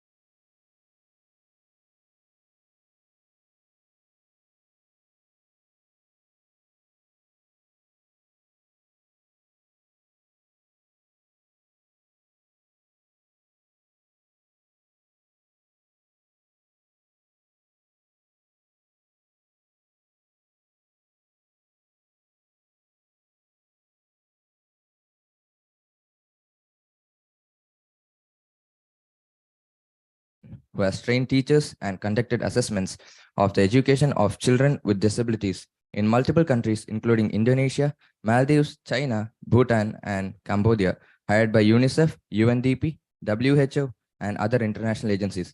It is such an honor to have you here with us today. We welcome you, ma'am. Thank you.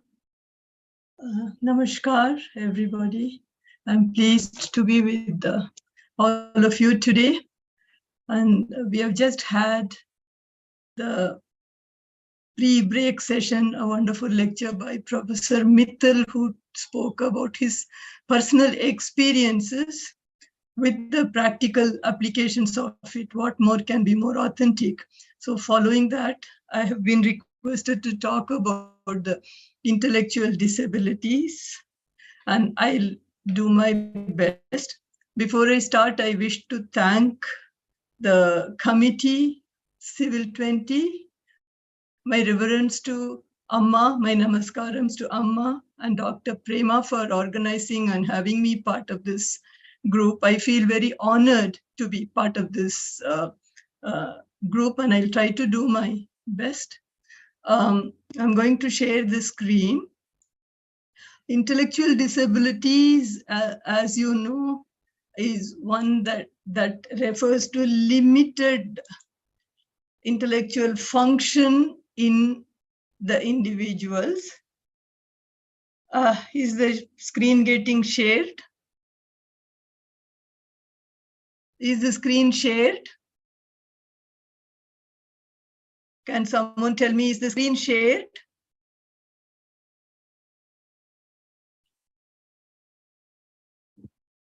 Can you see the screen? Can I go ahead?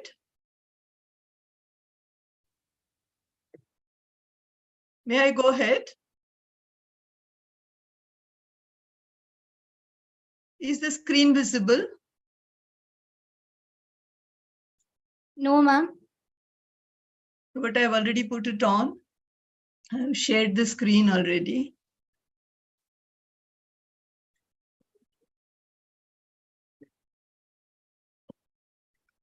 It is visible now, ma'am. Yeah. Can I continue to speak? Am I audible too? Yes, ma'am. Okay. Okay. So this is a condition where the person has limited cognitive ability. So whatever technology we have, the challenge is how to get them to use it. So let us first understand the condition. The first minute we will spend all Indians with pride that this condition has been recognized historically right from the BCE years with different names, but there was an attention given to the condition. All the disabilities, for that matter, has had a place. And I will only now talk about intellectual disabilities, considering that. Yeah. Ma'am, actually, your presentation is not in full screen. Can you make it to full screen, ma'am? If it doesn't move, you have to let me know. Sometimes when I make it full screen, the slides don't move. Yes, ma'am, sure. We'll let you know. Yeah, if it doesn't move, you have to let me know. Yeah, I'm now making it full screen.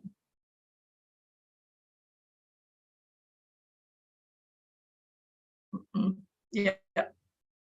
Is that okay now? Yes, ma'am. It's in full screen. Okay. So, yeah, early years, as you can see, this 1000 BCE even, that there was a focus on this condition. Our famous Charaka and Sushruta, our physician and surgeon in those times, world-known persons, called it Manasamandyam, weak head. And they also referred it to genetic causes and also planetary influences, grahas, as we Indians believe in it, and also graha, the navagrahas, different positions, was considered responsible for a condition like that. And also Ayurveda called this the Janmabala Pravritti, congenital ailments, 1000 BC, imagine. And the word Jatata meant in Ayurvedic texts referring to persons with the mental subnormality or related disabilities.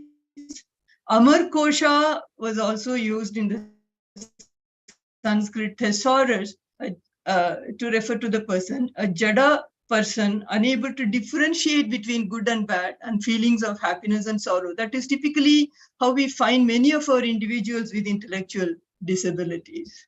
Now, even in Upanishads, we have had mention, and Garbha Upanishad very clearly talks about how the fetus develops and in which period what development of the organ happens, and also what can lead to disabilities, the etiological explanations. And from the education point of view, Rigveda very clearly had, we know that Gurukula education used to happen where children used to go to Guru and learn.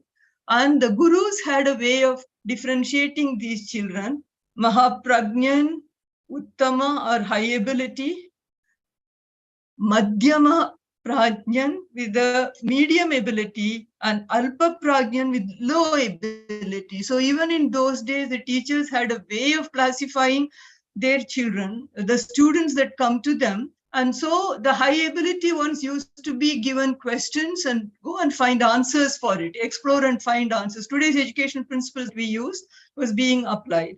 And the middle ones used to get a little more support from the teacher from easy to difficult moment. And then the low ability ones were normally given the routine repetitive tasks that may not require a lot of your intellectual capacity to be used, but a bit of rote memorizing, reciting, and doing things that are everyday routine, which is easy to do in terms of helping others. So the teachers, the point I'm trying to highlight here is, even in those days, our teachers in an informal way had a way of grouping their children and giving them the skills that is appropriate for them.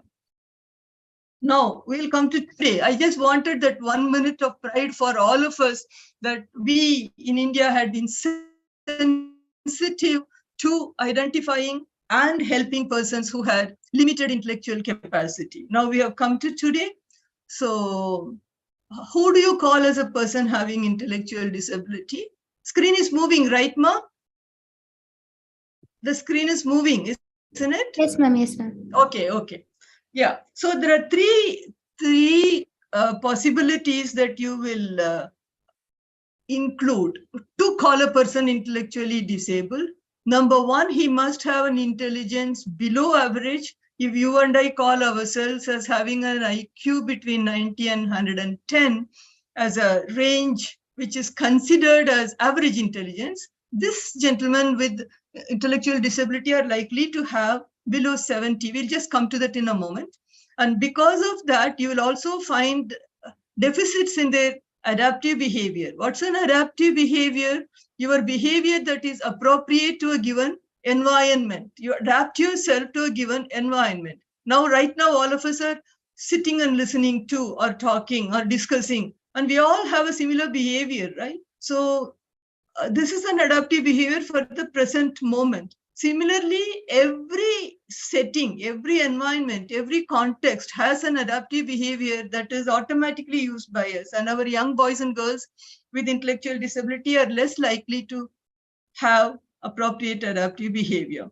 And the whole thing must have happened during the developmental period, which you call the time between conception and the 18th year. 18th year, we are considered major and we are adults, and any damage happening after that to the brain leads to mental illness and not necessarily intellectual disability. The developmental period, the damage to the brain has to have happened. So these are the three major components to define and call a person as having intellectual disability. Now, the three are a little more explained here. So in this particular slide, so approximately 70 or below IQ, as I told, and the adaptive behavior includes areas in their environment, because the behavior in a rural and an urban and a tribal and other environments, it is not the same. This activity, but you may have different tradition, different culture, different day-to-day activities that they do may be slightly different, and therefore it is very important, appropriate to the cultural group, as you is noting here. Any two of the following 10 areas, it says. So they can have aberrations or problems in communication, deficits in self-care, the bathing, brushing, dressing, grooming, all of those, toileting, feeding, all of those difficult. 10-year-old not able to feed self, or a 10-year-old not able to put on his own clothes, or a 5-year-old not indicate toilet needs, or regularly going to school and not able to learn like the other children in the class, right? Home living, social interpersonal skills, community resources, self-direction, learning even functional academics that is required for day-to-day living. As they grow older, their work, leisure, health, and safety activities also, they will have deficits. And the deficit is because of their sub-average intelligence that they have. It can range 70 below any level, and the levels we'll see in the next slide, and of course below the 18 years of age. So it is currently, DSM-5 is currently used as the diagnostic and statistical manual to define these persons. So all these adaptive behaviors that we saw now are classified into conceptual, social, and practical areas. Conceptual has all those academic learning and all of those that you tend to have. Social is your interaction in the community. Practical is your self-care skills and day-to-day activities. Okay, so these are the three categories under which it is classified. Yeah, the language, reading, writing, math, all of those go into conceptual. Our social judgments, interpersonal communication, empathy, all of those into social, and then the practical self-care areas, time, money, measurement, job responsibilities, all of these fall into this. Now, look at this picture. This is a graph of our distribution of IQ. So you find the center area, that is 85 to 115 is considered as a normal range. You are giving a kind of plus minus 15 because of the test differences, tester differences, testee differences, time of the day that you test. So all of these, you cannot pinpoint one number, and therefore the range. And intelligence below 70 IQ, if the person has, is considered to be intellectually disabled and will get the certification by Government of India for the intellectual disability. And that again has the further classification of mild, moderate, severe, and profound.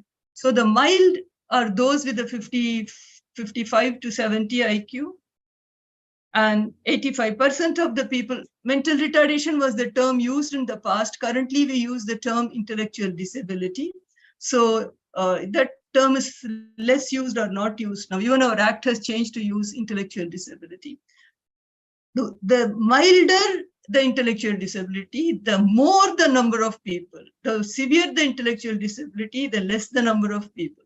So 85, if you take 100 people with intellectual disability, you will find 85 falling into mild category, and therefore includable. If we take the right steps, they are includable. They were considered suitable only up to grade 6 now in the past, but today they are passing grade 10 examination because there are curricular adaptations made, there are examination adaptations made, they are given a scribe, they can verbally tell and a person can write the examination. So with such facilities, they are also passing grade 10 nowadays, but their actual capacity, if you go by calculation, you might find them functioning somewhere around 6th grade level. And also our pass mark happens to be a 30, 35. Somehow they scrape through and get a 10th grade certificate, but in reality, they may be functioning around 6th grade. And they will have occasional skills in them, but we need to help them when there is a change in the system because they have difficulty adapting, as we have seen. And the ones between 35 to 50 IQ generally have a primary school level of learning and routine, repetitive, unskilled, semi-skilled tasks they can do. And they work under supervision. Severe and profound both require more care. So between 20 and 35 to 40, a little bit they can manage, but they will need supervision. And then the ones who have severe disability, when you say 20 IQ, imagine it is a 10-year-old having a 2-year-old's mental ability. IQ is calculated by mental age divided by chronological age into 100. You get the ratio. So if the IQ is 20, and if you take a 10-year-old, he's behaving like a 2-year-old. That's what it means. See, so he will require all the way through complete support. So WHO has also come up with classification, though in terms of support. So intermittent support. Intermittent support once in a while. Like I said, when there is a activity that he has not done anytime, he needs to do today and he needs support. So intermittent support, limited support for a period of time, and then you can let him do on his own. Extensive support and pervasive support. These are the 4 levels. So they have just classified it in the in terms of the supports required by them. This is another way of classifying rather than going by IQ. IQ also is now being questioned. Is it okay to take IQ? No, adaptive behavior has to be taken alongside. So all of these things are in process now. So alongside, no matter what the IQ number is, how much support he needs, look at it and give it. That is another way of looking at it. And therefore, this classification. Now, I'm coming here to give you these details so that the technology people, we are not technology people. We are teachers of children with different disabilities, and me teaching children with intellectual disability. I'll give you the problem. You find us the solution, the technology people. So they have difficulty paying attention. They have difficulty. So the activities have to be short activities and constantly it has to be changed. Suppose you are teaching them numbers using blocks and beads for about 5 minutes and attention is less if it is. So 5 minutes of blocks and beads and then same number concept, same everything, but change it to something else. Make him get up and walk, count how many people in our classroom are wearing white color shirts today or blue color shorts today. So the number counting remaining activity changes. So that's one way of sustaining attention. You can give a screen time for them, give them activity on the screen for 5 minutes for the same counting activity if you wish. So problem solving. Every day we all naturally solve problems and the day ends. We don't even look back to see how many problems we solve. But our boys and girls with intellectual disability get stuck when there is a change in routine. So we need to give them activities little at a time, choices to say, this is a problem, these are the solutions, pick the best solution among that. Work with that gradually, they will learn to find the choices also. Use of abstraction. This is right, this is left, this is front, this is back, this is up, this is down. Not possible with them, very difficult. You know, the milder ones learn, but the others, not so easy. Look at the footwear that I have got in the picture. If you want to teach right and wear the footwear correctly, you want to tell him this is right, this is left, this foot is right foot, this foot is left foot. That is going to take a lot of time. So just make 2 little dots. Can you see the 2 little dots that are here on the inside? And tell him, take your slippers, put it down, slippers or shoes or whatever. Make sure both the dots are touching each other. Once you see that both the dots are touching each other, slip in the foot. The way you are standing, slip in the foot. So the abstractions are converted into something concrete, and then they tend to use it. This is just an example I put here. We teachers use a lot of these things to convert abstractions into concrete examples. Yeah. Difficulty in seeing similarities and differences. Here again, you can give them a lot of screen times to drag and drop activities where similarity differences can be taken care of.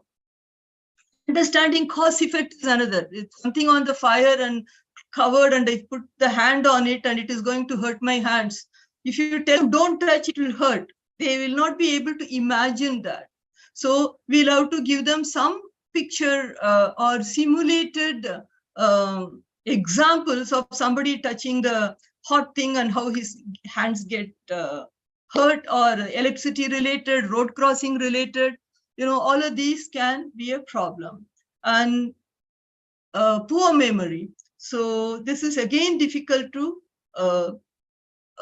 get them to remember. So a lot of activity. I know the the computer activities have a lot of memory ones. We have to select the right ones and work with them.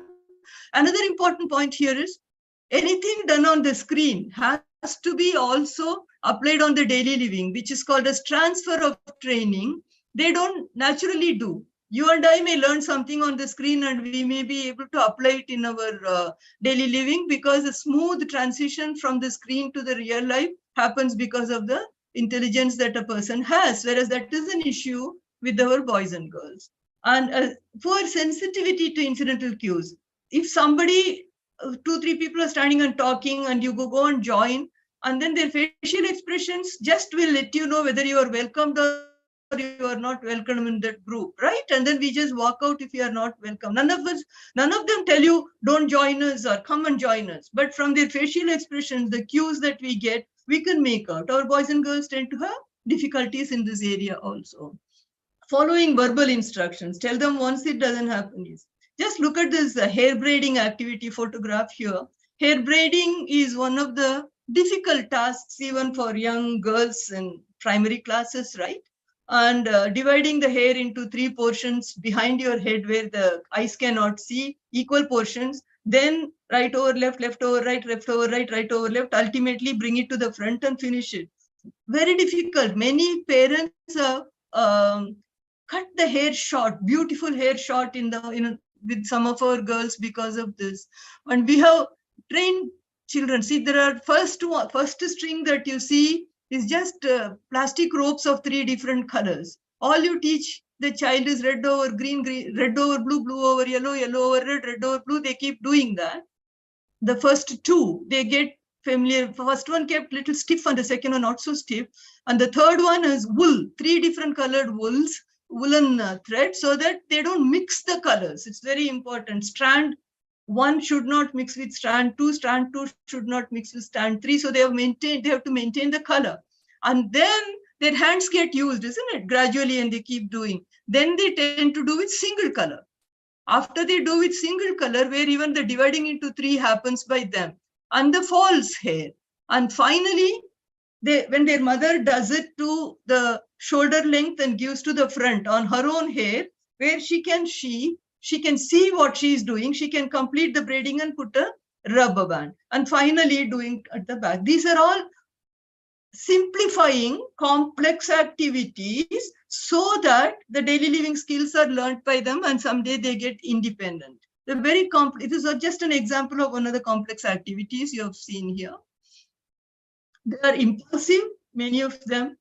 And so we need to make sure that where they do any activity, the windows and such doors and such distractions are minimum, especially when they are at the learning phase. Once they have learned it, they will manage, but the learning phase needs absolutely not distractible environment and slow in carrying out their tasks. So you need to give them extra time initially and gradually have a clock matching the activity to say before the long hand reaches 5, if you have kept it at both arms at 12, and generally he takes 20 minutes. Say before the arm reaches 15, you are going to finish the activity. Then 10, then 5. So you can gradually reduce as they learn the activity. Clumsy and awkward gaits and movements, because of which they have difficulty reaching, or for the picture shows here, difficulty to reach the back for taking a bath. How long a mother can be applying soap, and he'll be 15, he'll be 20. So this is an activity where you do it in privacy. So early in their life, if their hands don't reach, teach them to use a little gadget there. This is just a towel with rings applied, and then teach him to apply soap on it, rub his back, again pour water, clean it. No, so that the children learn early in life, when they grow up to be adults, what needs to be done in privacy, they learn to do in privacy.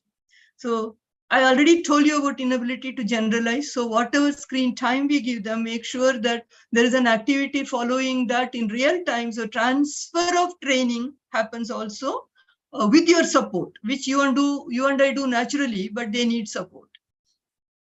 Yeah. So if you have to teach them I'm rushing fast because of the time issues. So assess the person and his environment, both. This is very, very important. Just assessing a person and not assessing what he should be doing. The way we do is, we teachers, if this is a young boy with 10 years, 10-year-old boy, and then what is it that on moderate intellectual disability, 5 years from now, what should he be doing? Have the parents, I had a parent from a village near Hyderabad, and he has his own dairy farming. The boy was moderately disabled, intellectually disabled. He was about 17 years or so. And absolutely, even self-care skills, parents were helping him with his some bathing and shaving and all of those. He was not totally able to do it. Few words communication, but physically fit. So the father said, what should he be doing 5 years from now? So we decided, spoke, made the parents understand and he'll be helping in the farm, dairy farm. So we began with his cleaning the cow shed, and then later feeding the fodder, mixing fodder calculations have to be done properly. So we made special measurement mugs for it initially for him to understand, mixing the fodder, looking at the time and then giving it at the right time, getting the grass, physically fit. So anything heavy duty work has to be done, carrying weights, he was excellent. He started to go with the father to give the milk in the society. So then he started to go alone gradually. Father said, I stopped 2 people who were working in my farm because my boy could do 2 people's work. And that way, we have saved money. And another beautiful thing that happened, which had not happened with anyone else, the boy would be able to say in the early stage of pregnancy of a cow that the cow is pregnant, just by the behavior of the eating behavior of the cow or whatever that he could not say why, but he'll say, this cow, baby, he'll say this cow will have a baby. And he would be right. Even the other people were astonished, who are so used to taking care of the cows, were astonished how he could predict it. They thought it's a divine power in him, or is it that he was seeing some micro behavior in the cow that tells him that the cow is now having a baby and therefore it's behaving this way. He can't explain, so we don't know. So what I'm trying to highlight here is many things about, we only look at their disability, but if we carefully watch, there is a possibility that they have certain abilities which, if we use right, they are going to be assets to us, not as some kind of a difficulty in the family. So teach him in the natural environment, yes, so the transfer of training is not to be done. Adaptations only if needed. As far as possible, use the real material so that he can be at ease to work, but not possible, then think of adaptations. And whatever at home, there could be, even for this bathing, dressing, toileting, etc. The mother can be very busy. There can be grandparents at home. I've had grandmothers who come home to say that I train him, I take care. I thought all these days I am a burden on my son's family, but now I see a purpose in my life because this boy is my responsibility. So there are 2 people who are benefiting from this. When you identify the other people who can be of help in the family. Yeah. Maintain records systematically. If the teaching process does not show progress over a period of time, think of alternatives. For instance, this is a zoomed shirt, We tried teaching the child to wear the button, hold the button, insert into the buttonhole and pull it on the other side. Fine motor activity. He was clumsy. We just saw that they are clumsy with the motor activity. He just could not learn. So why waste time? The shirt from the outside had the buttons beautifully kept, just stitched. And the inside, it was all Velcro, right in the places where the button is, just Velcro's fixed. He wore the shirt and then he pressed on the buttons with her palm and the shirt is worn. So wherever possible, think of adaptations that will make his life easy and teach age-appropriate activity. Just because a 10-year-old has a 4 mental age, you won't teach him Baba Black Sheep and Humpty Dumpty, but he's 10-year-old and 10-year appropriate activities and songs, rhymes or whatever should be taught to them. Don't treat them like a mental age level person. Remember, every child will improve if we know how to deal with them. And I find 50 years of special education, I found many of the things that we do are common sense. All we need to do is spend more time with the child, understand his strengths. I am underlining, understand the strengths of the child. So use the strength so that his disability part will be compensated. So we use technology.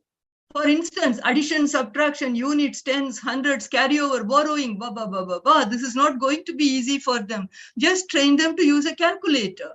So when you go for shopping, your shopping list, look at it and what are all the things you are buying, what is the price, look at the MRP on the thing you are picking up, put it in your computer, plus your calculator, plus this, plus this, plus this, plus this, total comes to this.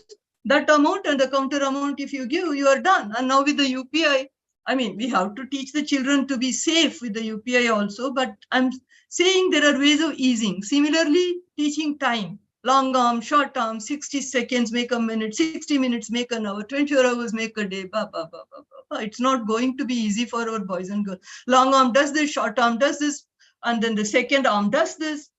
Just imagine, already less capacity in the brain, and don't give it a lot of more anxiety. Just give them a digital watch. They'll tell you time to the minute. What is the time now? 8:47. You know, the way they will say it to that minute. It's beautiful to see. So make life easy wherever possible. Look at the end product.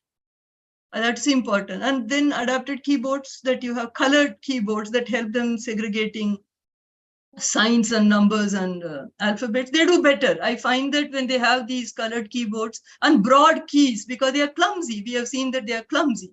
And therefore broad keys, each one of them. So when they try to hit at yes, it doesn't go and hit at the D or the A or the W or the Z. So bigger keys, and also adapted mouse that you can have for daily living activity, as you are able to see adapted. If the hand function has a problem like hypotone, like cerebral palsy and intellectual disability, tone may be low, so they can't hold with the fingers. So you give them adaptation. Same thing applies for toothbrush and pencils. And you know, if the hand is spastic and tight, give them this one with the inserted in the ball so the fingers open to hold it.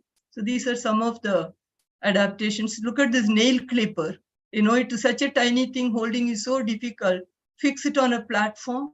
The similar things we do for the vocational gadgets also. In the printing presses, many of our boys and girls are working where the machines have been made, adapted to suit their needs. So safety care is taken, and their production levels are much higher compared to a non-disabled person. You see, so look at their abilities. I have read somewhere the story with which I would close, that there was a factory where there is this cardboard box into which they had to wrap all the glasses and put inside that. And so one box will hold about, let us say, 30 glasses, and people used to take about 7 to 10 minutes to finish the task. So that was getting longer and longer and longer. Newspaper wrappings, old newspapers were recycled and used for wrapping. So 15 minutes, 20 minutes. So the boss came and checked on what was happening. Then he replaced people who were already doing the work with the new set of people. They could do it in less than 5 minutes. You know, the reason that he found was the people like you and me, they were looking at the old newspapers, cinema news, what did Shah Rukh Khan do, what did Katrina Kaif did, all of these they were reading, and they were delaying the packing. He placed their persons with intellectual disabilities and vision impairment to do the work, and the work time reduced to the same 30 glasses in 5 minutes, because they just do their work and they don't sit and read. So sometimes, and also history goes that Chandragupta Maurya hired a lot of persons who were hearing impaired and therefore they wouldn't speak, to copy the secret documents. The government's secret documents would be copied by persons who were deaf, so that it will not be told to anybody after they come out of the room where they are copying it. So disability is used as an advantage in some places if we are smart enough to use it appropriately. Here are some references for you. I have already shared this with Dr. Subbulakshmi. And do not give up on any kind. All children will learn if only we know how to reach them. Thank you so much for this opportunity.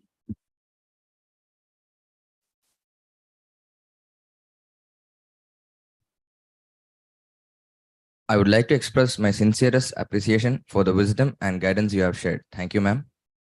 Now, Thank you. we have a panel discussion coming up on the topic of computational linguistics and inclusive education. Our panelists include Dr. Jayanti Narayan, Dr. Madhumita Puri, Mrs. Kate Kuravalla, Professor Sriram Mittal, Dr. A.M. Merikutti, and Dr. Jayaraj Porur, who are experts in their respective fields and will share their valuable insights and opinions on the matter. Our moderator for the discussion is Dr. Prema Nadungadi. So without any further ado, let's begin the panel discussion with Dr. Madhumita Puri, who is the distinguished speaker for the event. She is the Executive Director of the Society of Child Development, India. She is renowned for her contributions to the field of inclusive education for children with disabilities. She has more than 30 years of experience in the disability sector as a clinical psychologist. We are thrilled to have her join us today and share her insights. We welcome you, ma'am.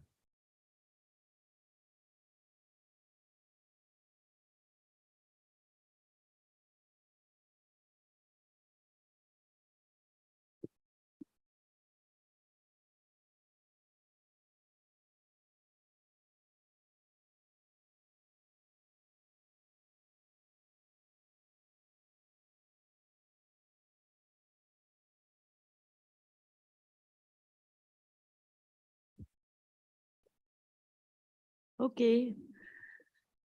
Good morning to everyone, and I'm really so deeply honored to come all the way from Delhi to be with you. The honor is the fact that you really thought about me and you called me here. I am really blessed. Of course, there is behind this whole thing the spiritual guru Amma, who I had the good fortune of meeting yesterday, and I was very awed by her presence, and may her aura stay with us today as well. So this inclusive education, it's been there in the pipeline for quite some time. We've been talking about it. We've been trying to enforce it. We've been trying to get it into the system. But for one reason or the other, it is not coming through. Inclusive education, of course, in this context, we are talking about children with disabilities, but in the larger perspective, actually takes in all children who are in marginalized and vulnerable communities, who do not get a chance to learn. It was mentioned sometime in one of the talks that children with disabilities benefit greatly from inclusive education. There I will beg to differ. I think all children benefit greatly. That is one of the advantages of inclusive education. I don't like gadgets, and I'm not too fond of technology. I hope this thing will move. See, it didn't. I knew it. Nothing's happened. Yep. So I'm not so bad, actually. So technology can go the good way, but technology can also become burdensome sometimes. Like in today's... So as I said in the beginning, and I'll just quickly repeat all that it accommodates all children if we can do it. The challenge is not on the system, it is challenges on all those who are able to make it happen. It's the implementation more than anything else. It's economical, it is supported by the law. There are numerous schemes, one recently that has been come up, which is called the Samagra Siksha, which incorporates all the state level, the Rashtriya Sarva Siksha, as well as the Sarva Siksha Abhiyan. There is one video I want to play right now, but how do I get to it? There is in the slide. No, it's not in the slide, it's outside of the slide. No, it isn't. I thought I'd have my laptop, so I'd quickly switch. But he'll play it then. I'll tell you when. Huh? So it's supported by the National Education Policy and all of that. So we've got the stage for it, but yet it does not happen. Is it that people believe, is it that people believe that it is not good enough? Is it that people believe that it's like super challenging? I would only think it is one of the most beautiful things that can happen. Recently, in fact, a day before I left Delhi, I left Delhi yesterday. So the day before that, we concluded a beautiful exhibition. It was an exhibition which was a collaboration between our people with intellectual and other disabilities with a very, very well-known top-level artist who's an architect by profession, and he works with origami. Now, I had a brief I gave to him that I wanted this collaboration using sheets of glass that were donated to us by a watch company. So he took us some time, but he thought about it. He asked me about what exactly is intellectual disability. What do you think they're good at and all? And I said, they can do one thing that at least I cannot do, that is doing repetitive activities without a trace of boredom. So he came up with this idea, which he calls Oritecture, in which he taught us how to do origami. And I just wanted to show you the result. The video, please.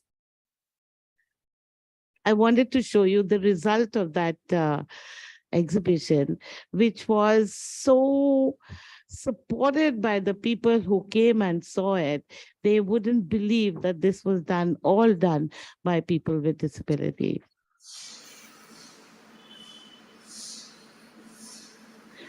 There were 300 pieces that we made, and each one of them were made by a chain of people that began with those with intellectual disability, ended with those with hearing and physical disabilities.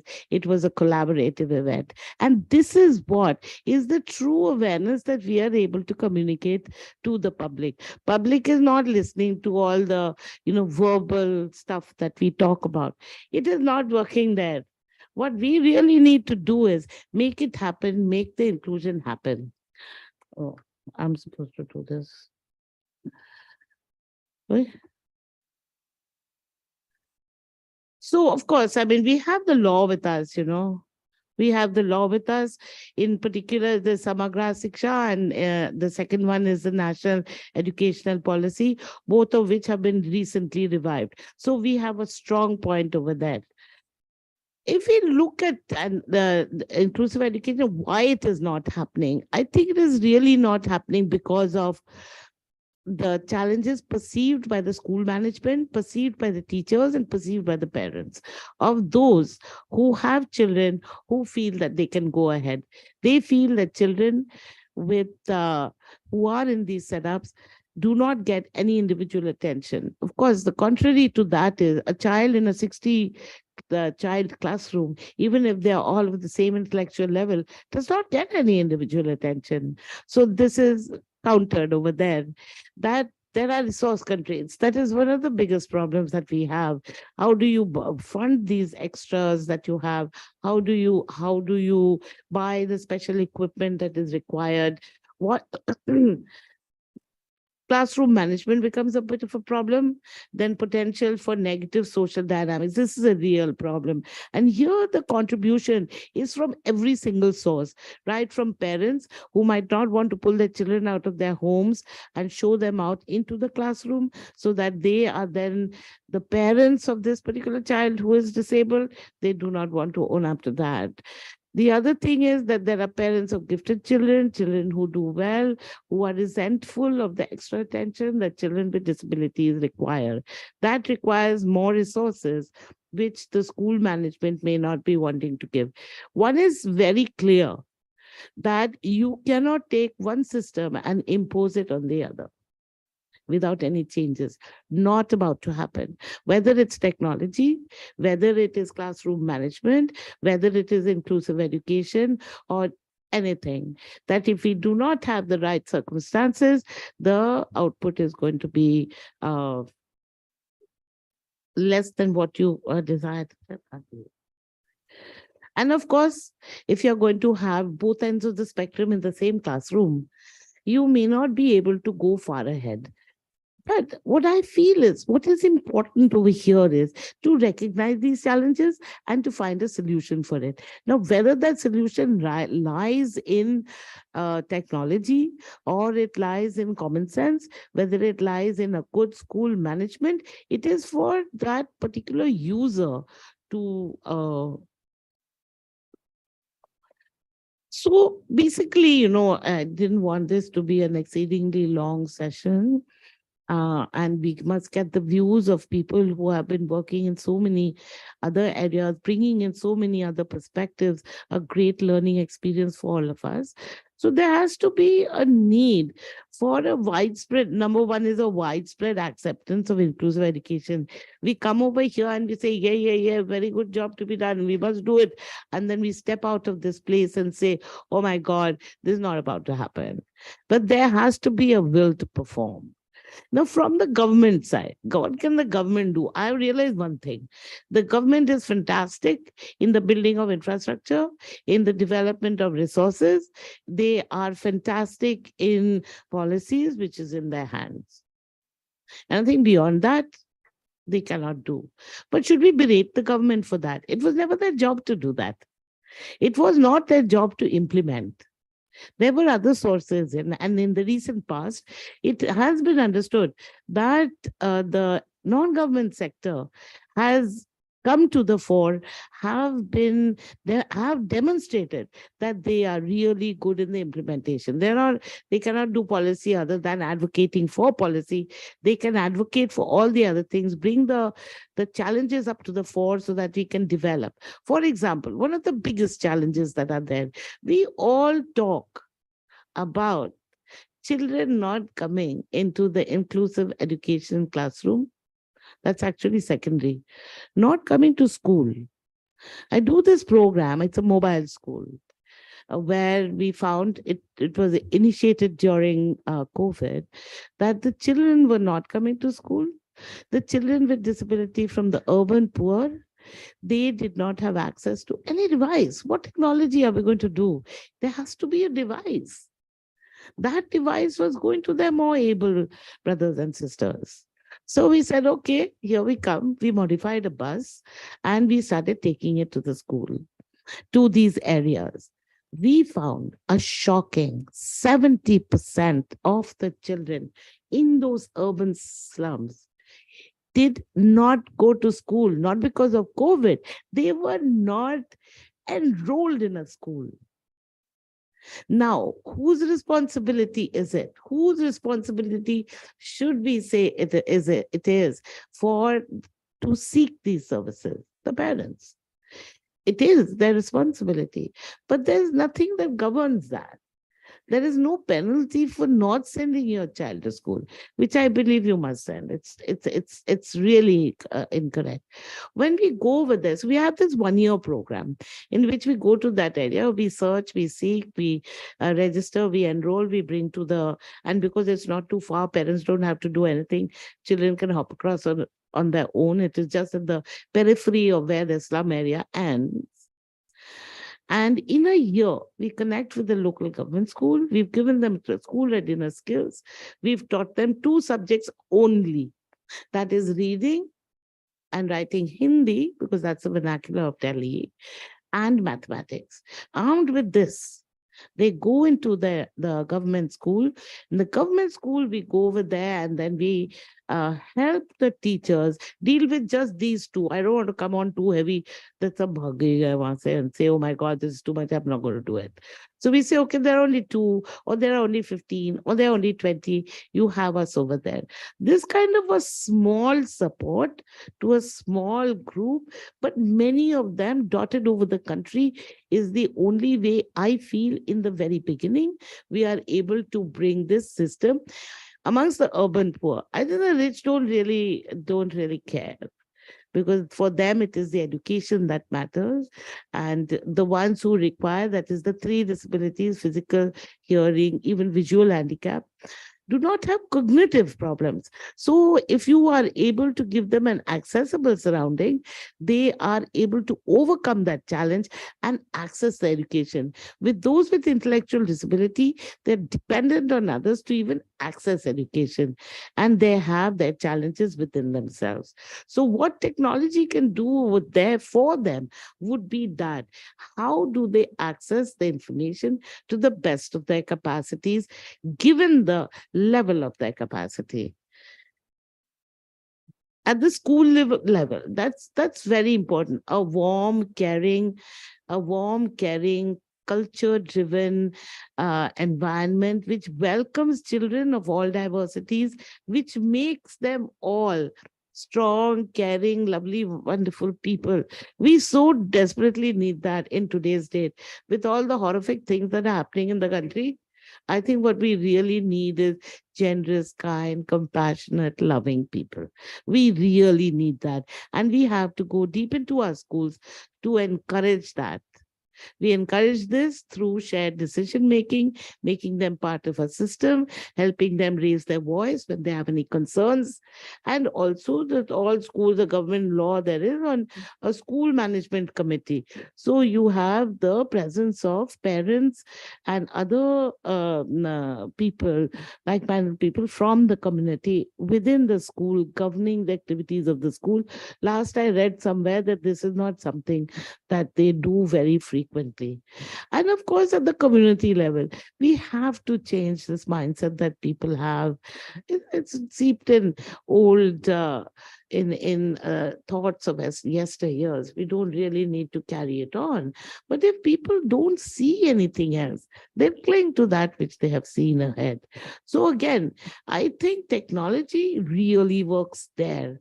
That how do we get really nice communication material that can tell people about the success stories, which can be aired in various, I assume technology will not only be tablet-based, and that it is used in many other, and I think with that, whatever I had to say in this area, thank you.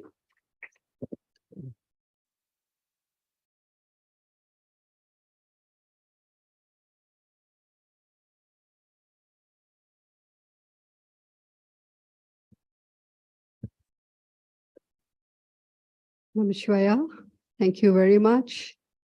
Very informative. Could you please put on the slide, PowerPoint? I think you touched upon three important points. One is to sensitize the society, including the parents. And we have heard that over and over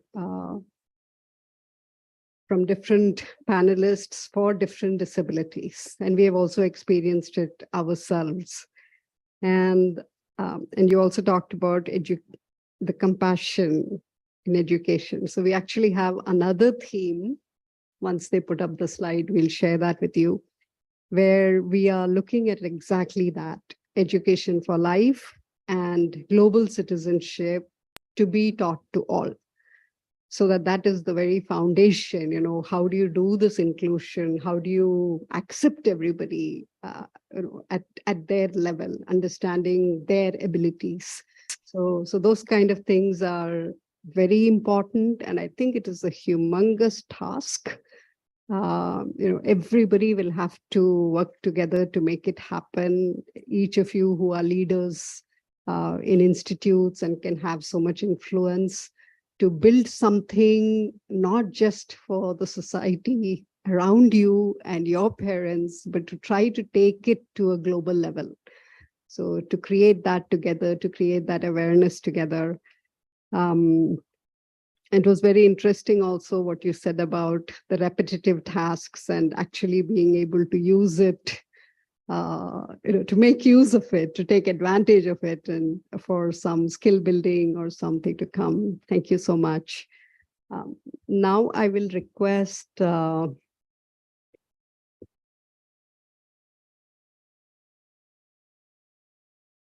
I think I would just like to go around and start with the speakers who have not spoken yet. So Dr. Merikuti, I know you'll speak tomorrow, but if you could just, today afternoon, so if you could just highlight in 5 minutes, the main points that you would like to bring out.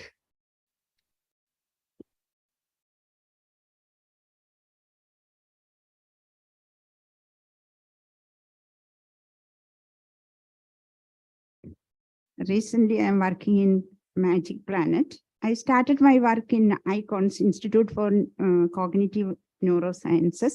There I used to see children with a language deficit. Language deficit. When I started my work, the parents were not aware of the fact what are the problems for reading difficulty and writing difficulty, and what are the skills needed for reading and writing. I think first of all we have to make the parents aware what is the skill, what are the skills for reading and writing, as well as we have to train the teachers also. What are the problems they are facing, the children facing. Otherwise, they will ill-treat the children in the class, and they will reluctant to go to the school also. They will ask those who have reading problem, the teacher will ask the child to come to the front and read. And if he cannot read, he cannot blend the sounds together to form words, so he cannot read. So when he gets punishment, he will not go to the school. That is the main problem. His intelligence may be very good. He may be very good in maths. He may be good in writing and all those things, but reading is a big task for him. So teachers should know what are the problems facing by these children. So the curriculum for the B.Ed and TTC training courses, we have to include the structure of language and what are the problems facing by this reading, writing problem. What are the skills needed for reading and writing? Okay, so we have to improve the syllabus include the syllabus for these children also. Thank you. Thank you.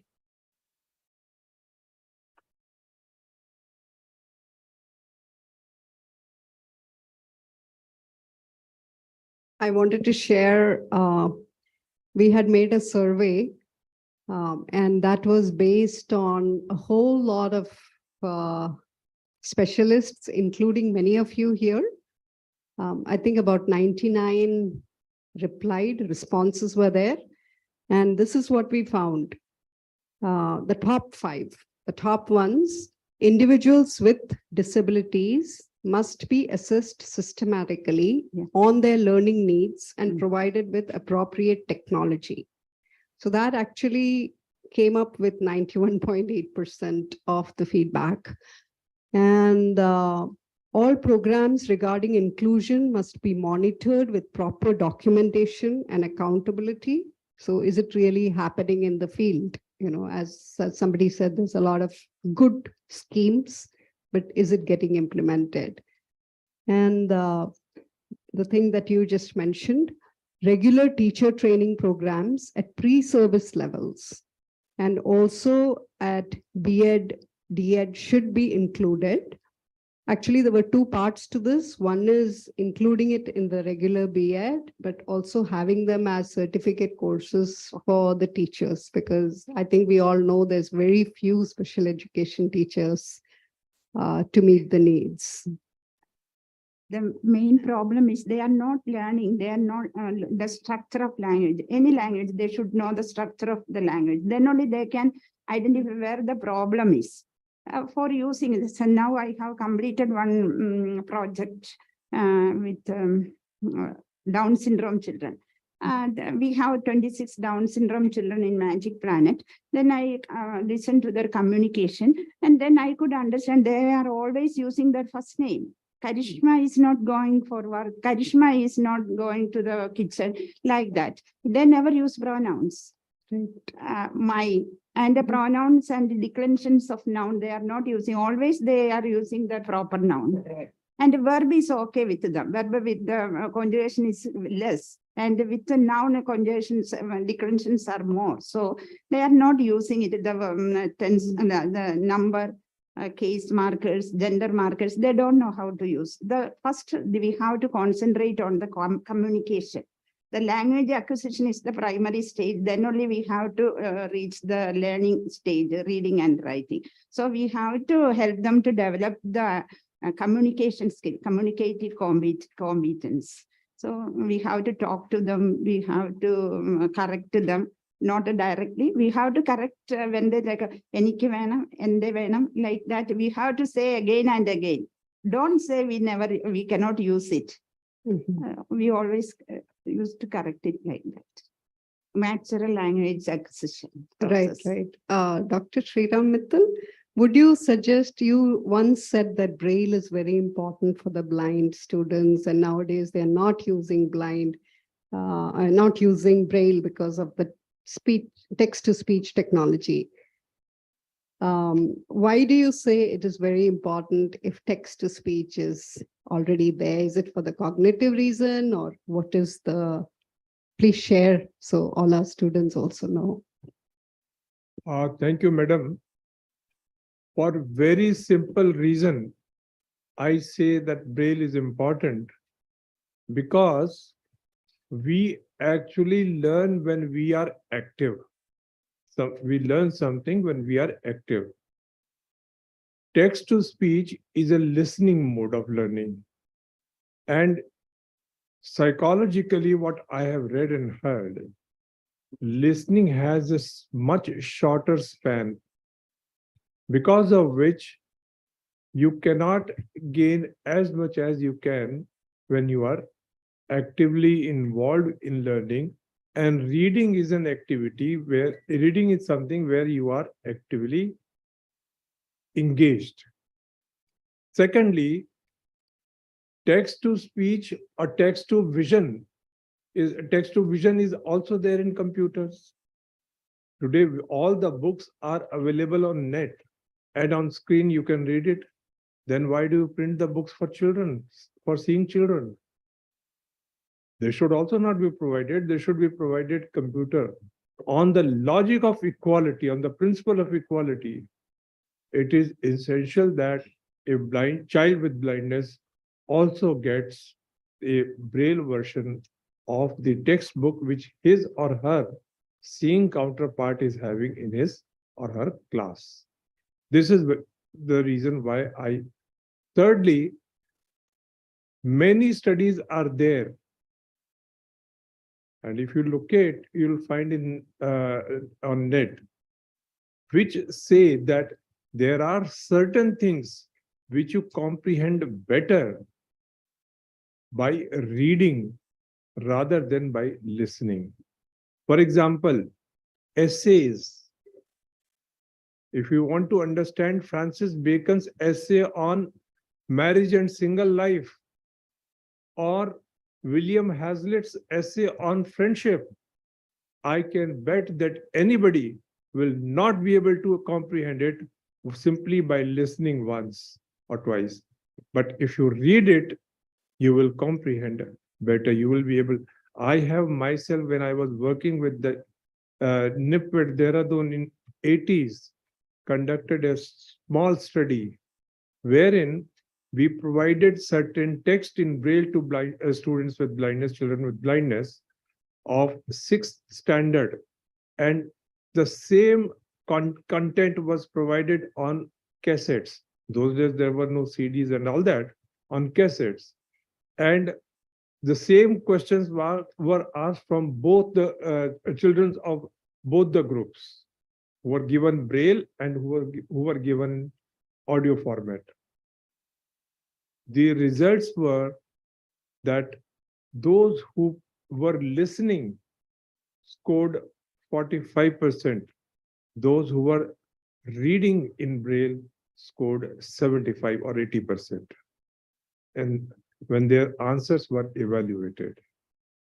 When answers were evaluated in written format, that is, when they were asked to write their answers, believe me, the results who read in Braille were even better than giving verbal responses. So this is my justification of reason, or giving you Because in older days, Braille was being used, and many people now also reject Braille on the ground that Braille is bulky, books are bulky, heavy, difficult to carry. But why do you carry it? Provide the books in displays, Braille display equipment. Today, equipment are available. They are expensive, no doubt. But what for government subsidy is there? Government is there to give support? No. They should provide subsidy on the purchase of these equipment. These equipment, one single device you can carry, which is of the weight of say hardly 400, 500 grams maximum, you can carry in your bag. And in that device, you can store at least 1,000 books, 2,000 books. And you can access in Braille itself using certain techniques. Training is required, no doubt about that, but you can use it. You can read it. And when you feel that it is required listening also, the screen reading softwares can also be built or are available also in those devices, which can be used to listen the same text. If you want at the same time or in succession, first reading and then listening, that also is possible. Okay, so this is what I have to say. Am I clear? Yes. Am I clear? Yes. Yes, Dr. Kate.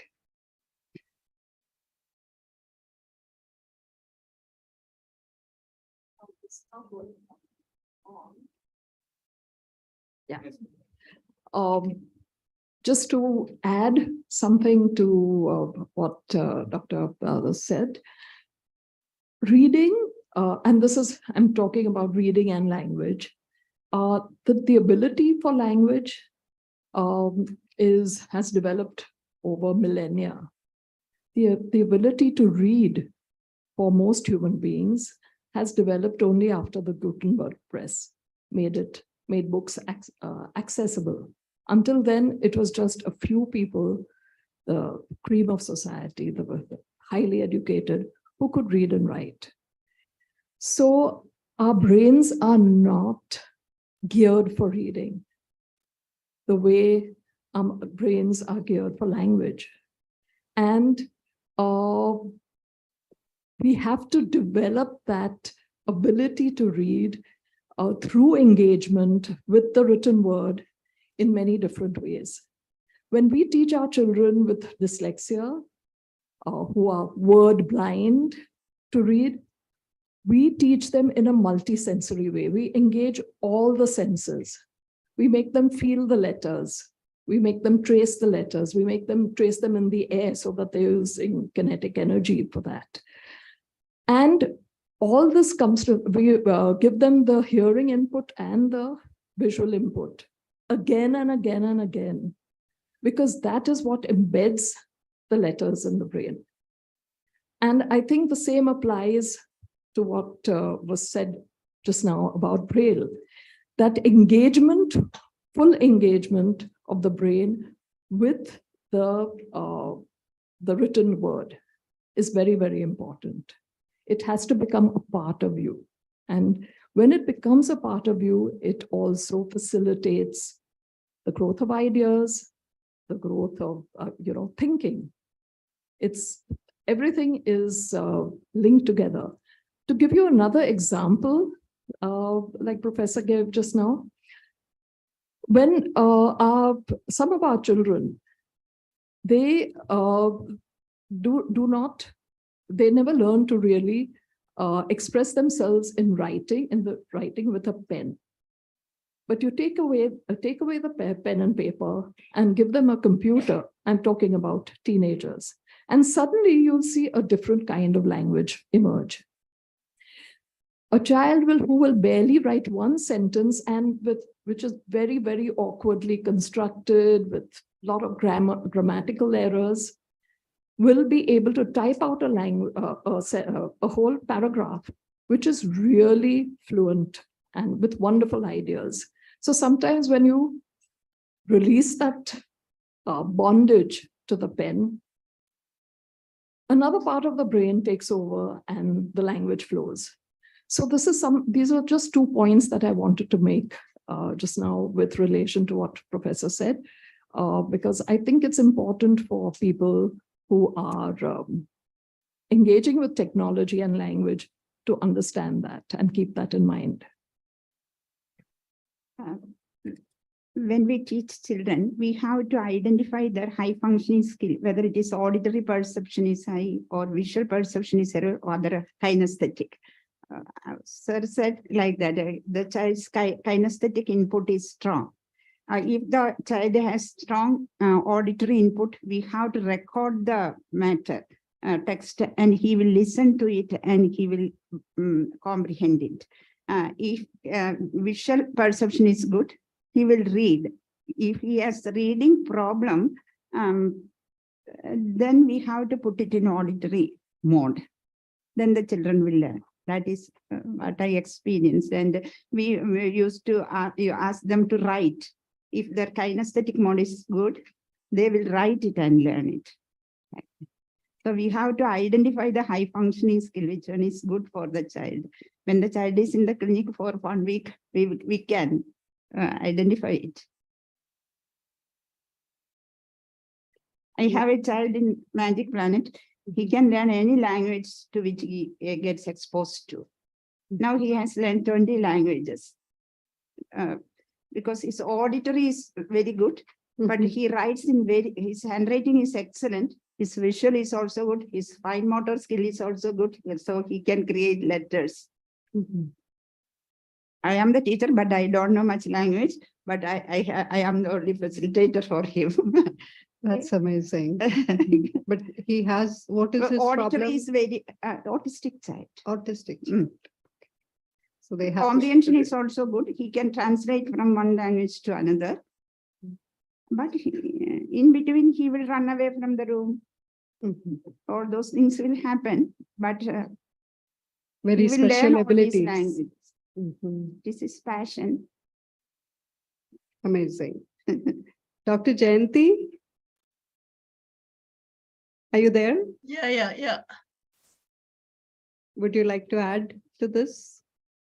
Oh, there were different perspectives were given by Mittal ji, also Kate ji, and also Mary Kuti ji, who were talking. And I go with all of them. Like Kate ji has rightly said that the processing, when it is to be written using a pen and then do with a computer keyboard, is definitely even very different. Even earlier we say eye-hand coordination as one of the psychomotor testing. Eye-hand is really eye-hand coordination. Today our hand is on the mouse, but eyes are not on the mouse. It is on the screen, isn't it? So the eye-hand coordination concept itself undergoes change when we talk about using technology, when we use a computer. And there is a lot of newer wiring happening in the two hemispheres when we learn a new skill like this. On the other hand, what Mittalji said, when you and I are entitled to reading our books, our novels, our whatever as books, despite having computer having everything at the click of the button, and reading the book itself is a pleasure. And the same thing should be there for persons who can in a different way, like reading Braille. And he gave even statistics to say how it helps them read better. But when it comes to, and so both have the points that is made and well taken. They have a right to their Braille books if they want to have the Braille book and read it. Like I like reading books rather than reading on the screen. You know, given an opportunity when it is available in digital form and the book form, certainly I choose the book despite wearing glasses and sometimes having those kind of difficulties, but I do. So definitely Braille books, they have a right to have it.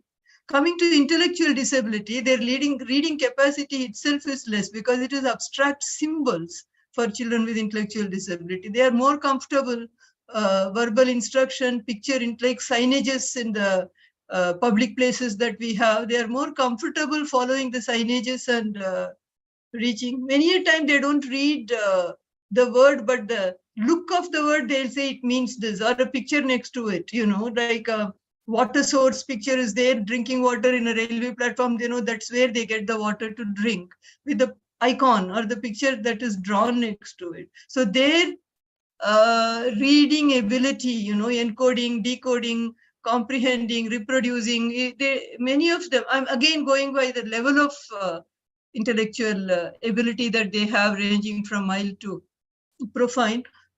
I found most of them are comfortable not having a lot of text to read, but the same material given to them differently or verbally told, and they're happy following that rather than having to read. Maximum, if they are able to write a leave letter or read a notice, they are very happy with that, which are vital. And we also, when we say functional academics, we give them those academics that are essential for daily living for them. Beyond that, it is individual choices for them. If they would like, yes, they would read.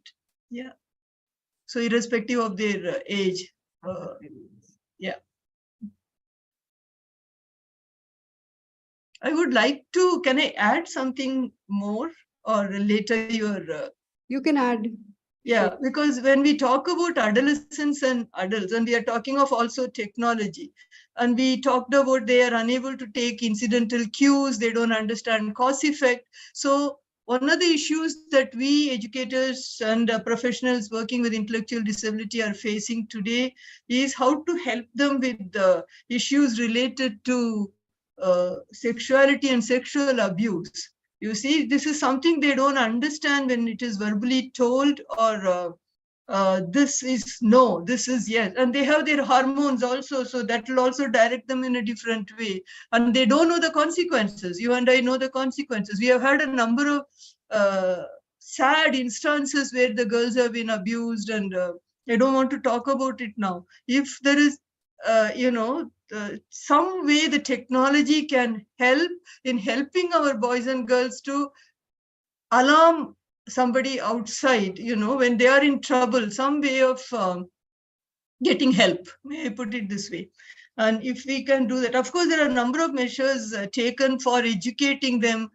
There are beautiful manuals that have been produced to help teachers teach their children with intellectual disability about the abuses that they can have during the, not only girls, even boys are abused. There's so much to it. And so if there is a way technology can help us to spread the word, many don't choose to talk about this even, but this is a very, very important issue that needs to be addressed. So two things. One is directly helping our boys and girls to safeguard themselves from sexual abuse.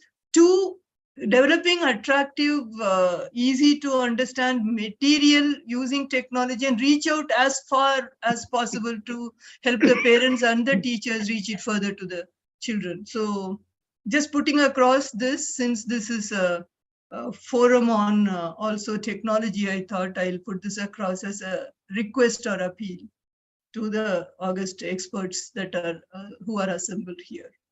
Thank you, Dr. Prema. Thank you, Dr. Jayanti. I'm sure our faculty and students, and we will take a note of this. And also Professor Mittal had talked about the braille-based equipment.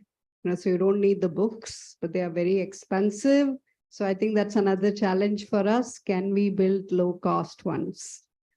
At least maybe one or two can be provided per school at least. I do know we went to schools and it's not always available.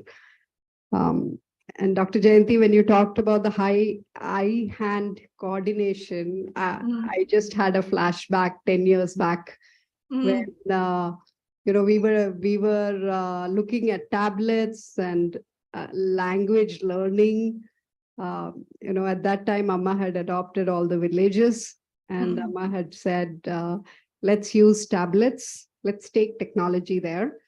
And so at that time, to be honest, I thought it's quite easy because we had done so much with computers already for so many years. And then when we took it to Amma, Amma said, we used to write on the sand and learn our alphabets. And that's what she wanted. So like 10 years back for different Indian languages, just what you said, on the tablets, the hand-eye coordination. So we had to build small models, machine language models or whatever, so that in multiple Indian languages, they could learn the alphabet. So when you talked about the mouse and the computer not being connected, I just remembered what Amma had guided us on. Thank you. Would you like to add? The intervention of technology in the learning domain for people who function differently, it's, I think, opens up in my mind a whole new area of understanding. So it has so many possibilities, but at the same time, it is so different from what we do ourselves. The way I might navigate the computer would be different. So how do we think in that different way so that we are able to bring in the perspective of the user? We can only assume that this is how. So I think more user-driven experiences, if we are able to incorporate in this, so you give them an activity and watch them closely and then analyze each one of the steps that they undertake would give us some insight as to how they prefer to operate. I can only assume they'll operate like that. Or we can only assume that, okay, this person has a mental age of 8 years. So let me get an 8-year-old and see how they function. It doesn't work like that at all. So you have to be that 14-year-old in that 8-year-old with that 8-year-old functional capacity. That functional capacity is only for a few of them, few of the domains, not for all of it. He will be different.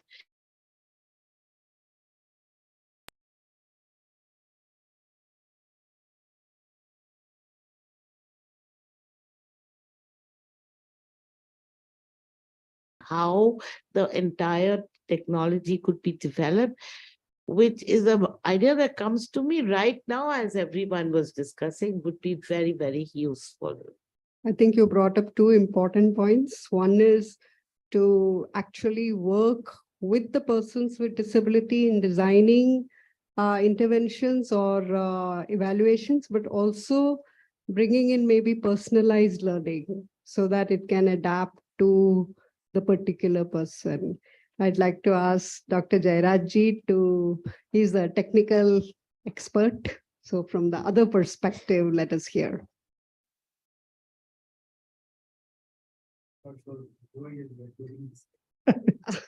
Yeah. Actually, it's a very important point. And let me read out something. It's a quote. The Mark Weiser, who was the founder of Xerox PARC, from where all this personal computing technology came out. Actually, in the final years of his life, he was working on a project called the Disappearing Computer. So I would read out a quote. The most profound technologies are those that disappear. They weave themselves into the fabric of everyday life until they are indistinguishable from it. So when we talk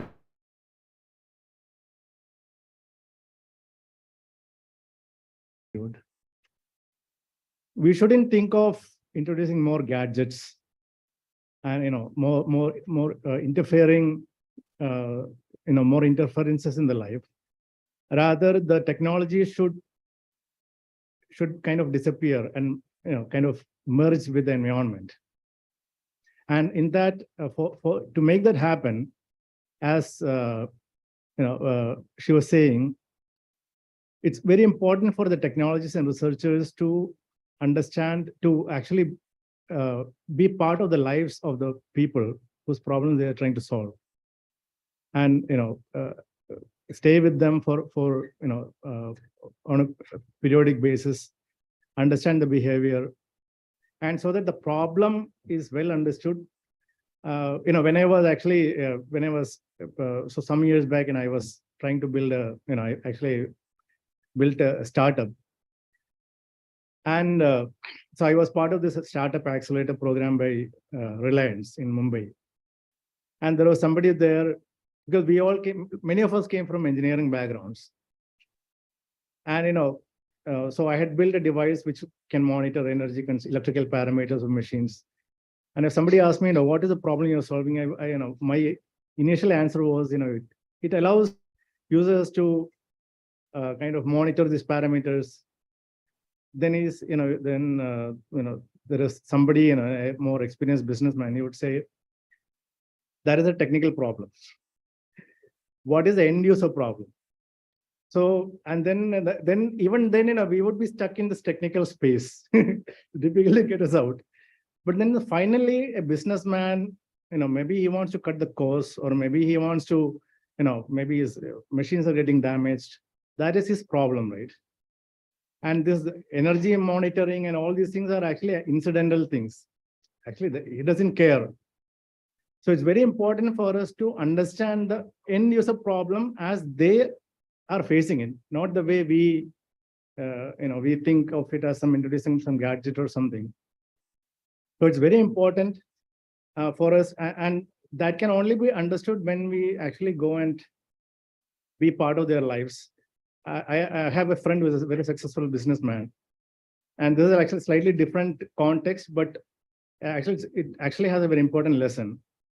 He actually made a lot of money by places like several decades back, by building lightweight, I think thermocol or some material containers for exporting fishes. And then I was talking to him one day, then he was saying, so he was put in charge of this division, and he is a pure vegetarian, so he doesn't eat fish. He would say every day he would go and spend hours working with these people who are packing the fish.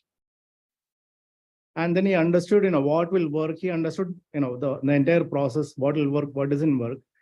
And he understood that so at that time, metal containers were being used, which is actually an overhead, because the freight cost is actually on the total weight. Then actually he was able to come up with this technology that worked in that particular environment. So that is, I think, very, very critical. And I think as researchers,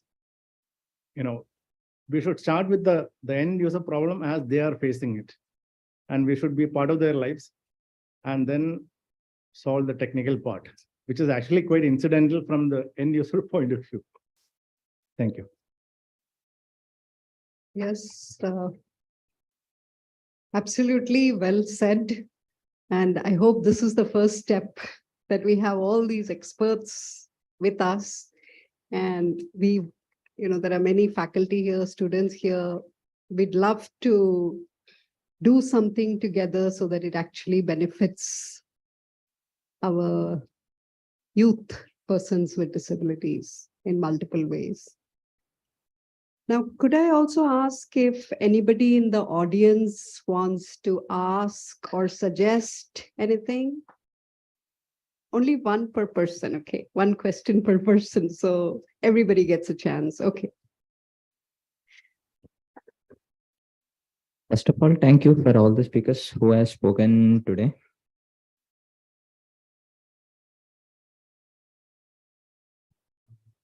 Okay, ma'am, this is the question for you. You have mentioned you have trained the dyslexia students with the senses and all, and they will have a perfect senses in writing and speaking. You have mentioned that. But if the person with the dyslexia can able to get or able to speak well, if he is speaking a cat or if he's speaking a mat, can he able to recognize between the letters, or will they facing the same issue regarding that? So you really hit the nail on the head. The problem with dyslexia, especially with reading problems, the problem is at the phonemic level, not the phonetic level, the phonemic level. They are unable to process the sounds that make up a word, and they are unable to recognize that sound symbol association. So that has to be drilled into them. You know, they really need a lot of practice with differentiation of the phonemes, and then associating them with the letters of the alphabet, which make those sounds. So that kind of practice, that kind of drilling is done through different methods. And all those methods engage all the senses. So when we teach the letter, say, S, we say, they see the letter S, then they is the sound. And then they do it in the air many, many times. And then they may do it in sand or on sandpaper, or with, and then maybe in a bowl of grain of flour. So they see it appearing, and it'll always be gross to start with. Yes. And then it becomes smaller and smaller, and finally they're writing it. So that level of drilling is what is important. And that is where possibly, you know, you could provide some inputs which would make it more varied and interesting and engaging for them. Thank you, ma'am. Thank you for that. Next, anybody?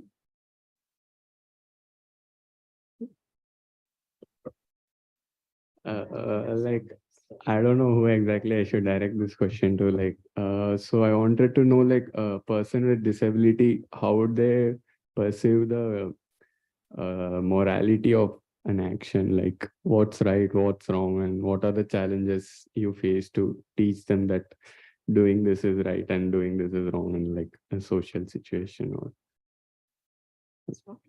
I think maybe intellectual. Yeah. Really the like. See, the metrics for that is, what is the common, acceptable, appropriate behavior in that social situation? So the end goal, you know, just because you may be visually impaired or hearing impaired or X, Y, Z other impaired, doesn't change the law or the rule or the acceptance of society. Society expects the same behavior, not only society, even the court of law. So suppose somebody says, I was mentally disturbed at that time. So what will the court say? Then, you know, then you go and take the treatment for that. So we are very clear on this point that it is the output, the goal. Now, how do you teach? The method of teaching would be depending on what are the capacities that person has. Some people will learn it through a social story. Some people will learn it through a little hard way by falling a couple of times on the softer misdemeanors. But some things you have to be like really strict, because you can't, you're telling this young girl who has say one of the cognitive disorders that don't go out at night, this is what might happen. And you will not let her experience that, no, under any circumstances. So those rules and regulations and those boundaries you will have to find out. But they're exactly the same as for others. The modality only changes, the modality of teaching. The other things don't change. That's my opinion. But I think, of course, the rest of the people would also believe in that. But please, if anybody has anything to add to that. Is that okay? Do you understand? You want to ask something, sir? Did you? Another question? I did have a question about Braille and about audio. And I understand that it's really important for, I mean, many of the speakers have talked about it's multisensory, learning is multisensory. So just listening to something isn't enough.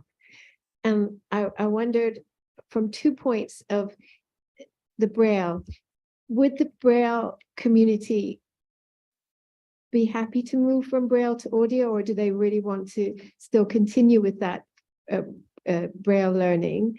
That's one question. Is it generational? And the other thing is, with Braille, there's a cognitive overhead for learning Braille as well.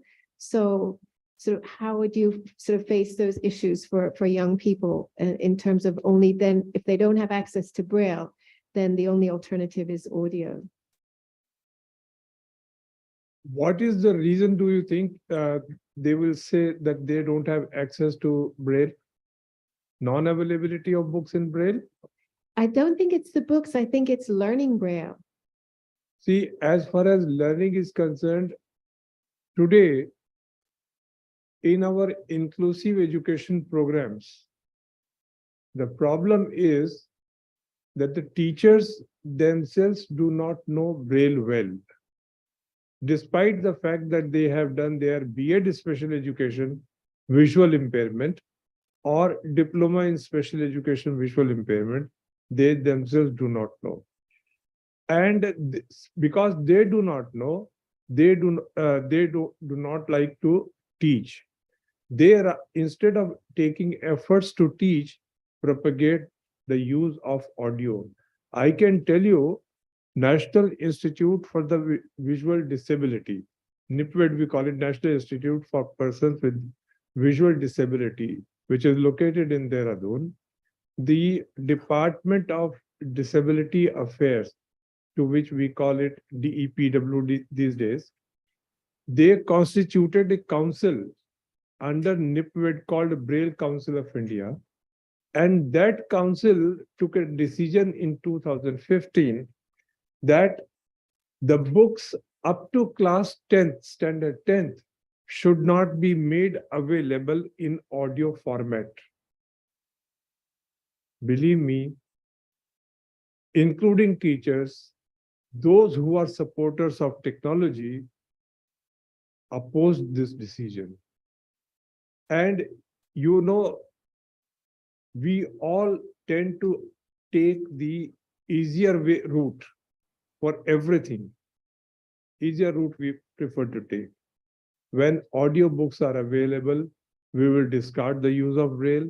We will not teach Braille. We will say, give them audio format, that is enough. So this is the situation. That situation, to avoid that situation only, the decision was taken not to provide books on audio format up to class 10th. Braille should be made compulsory for teachers to learn.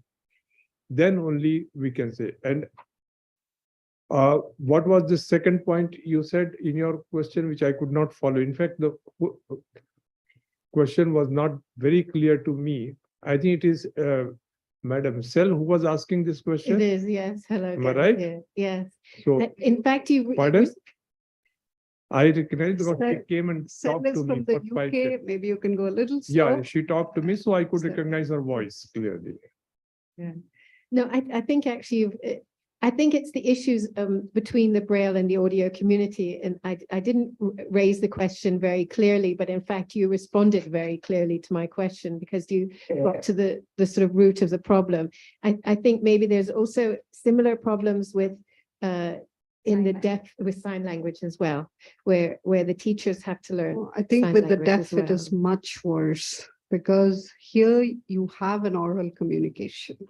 I will the tell deaf- you one thing more.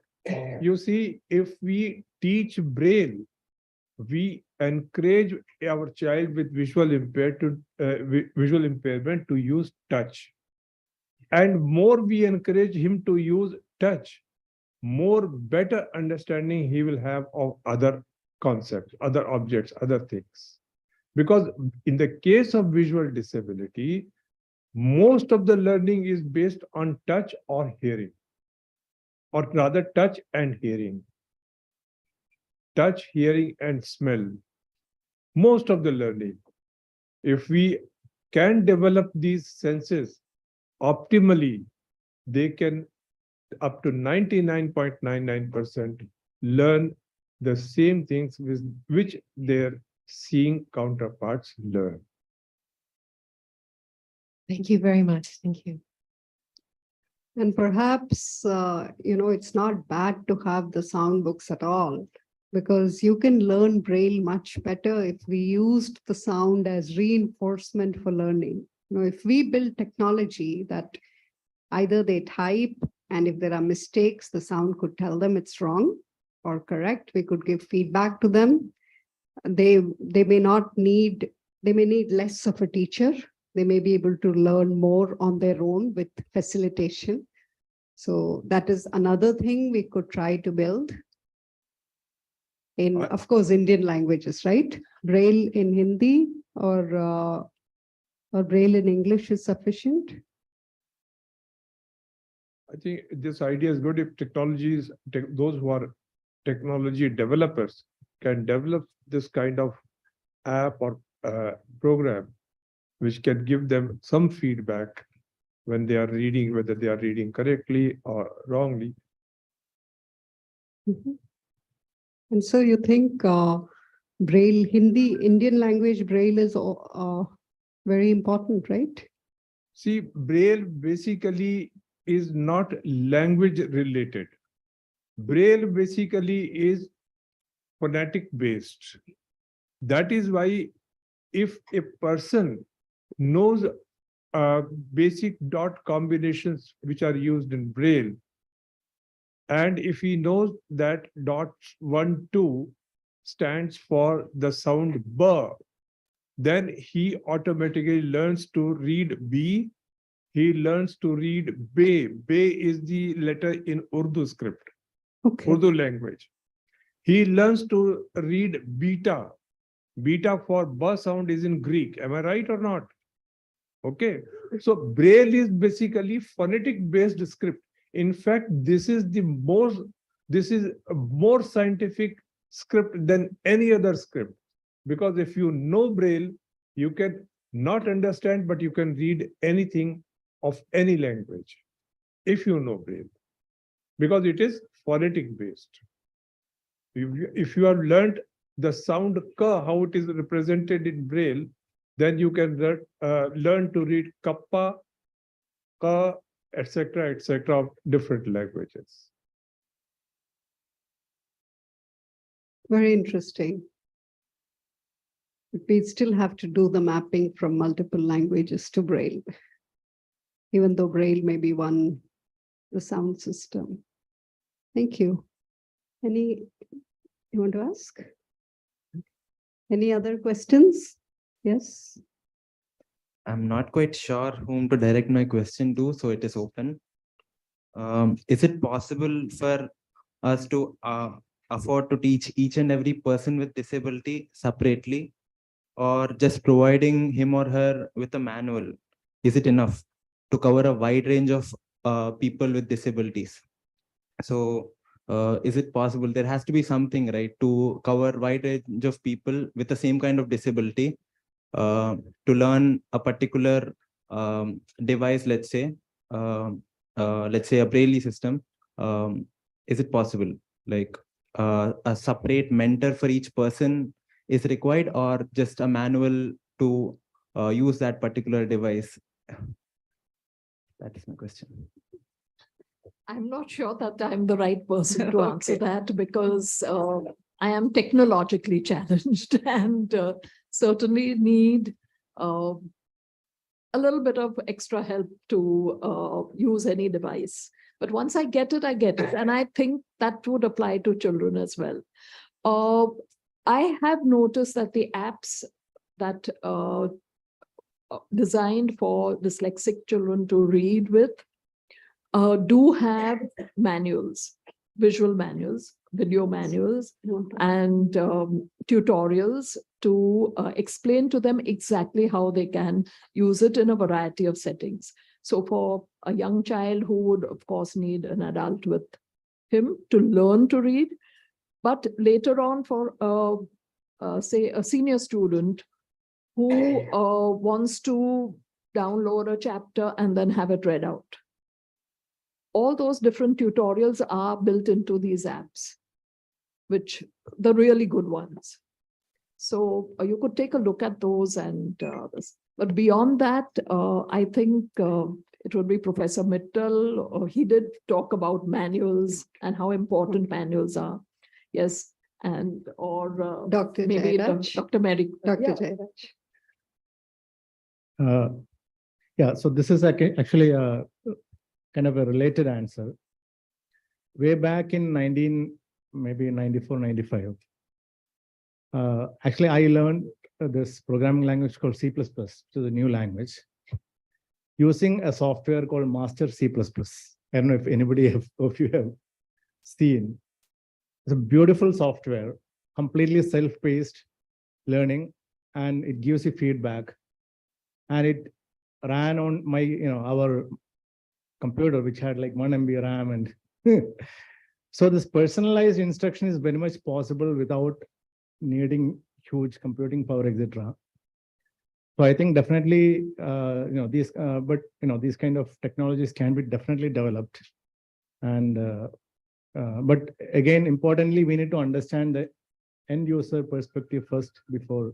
So some of the things is technology can be used to scale, but that human computer interface, it has to be so easy to use. And then you will have to target it for every disability, every type of disability.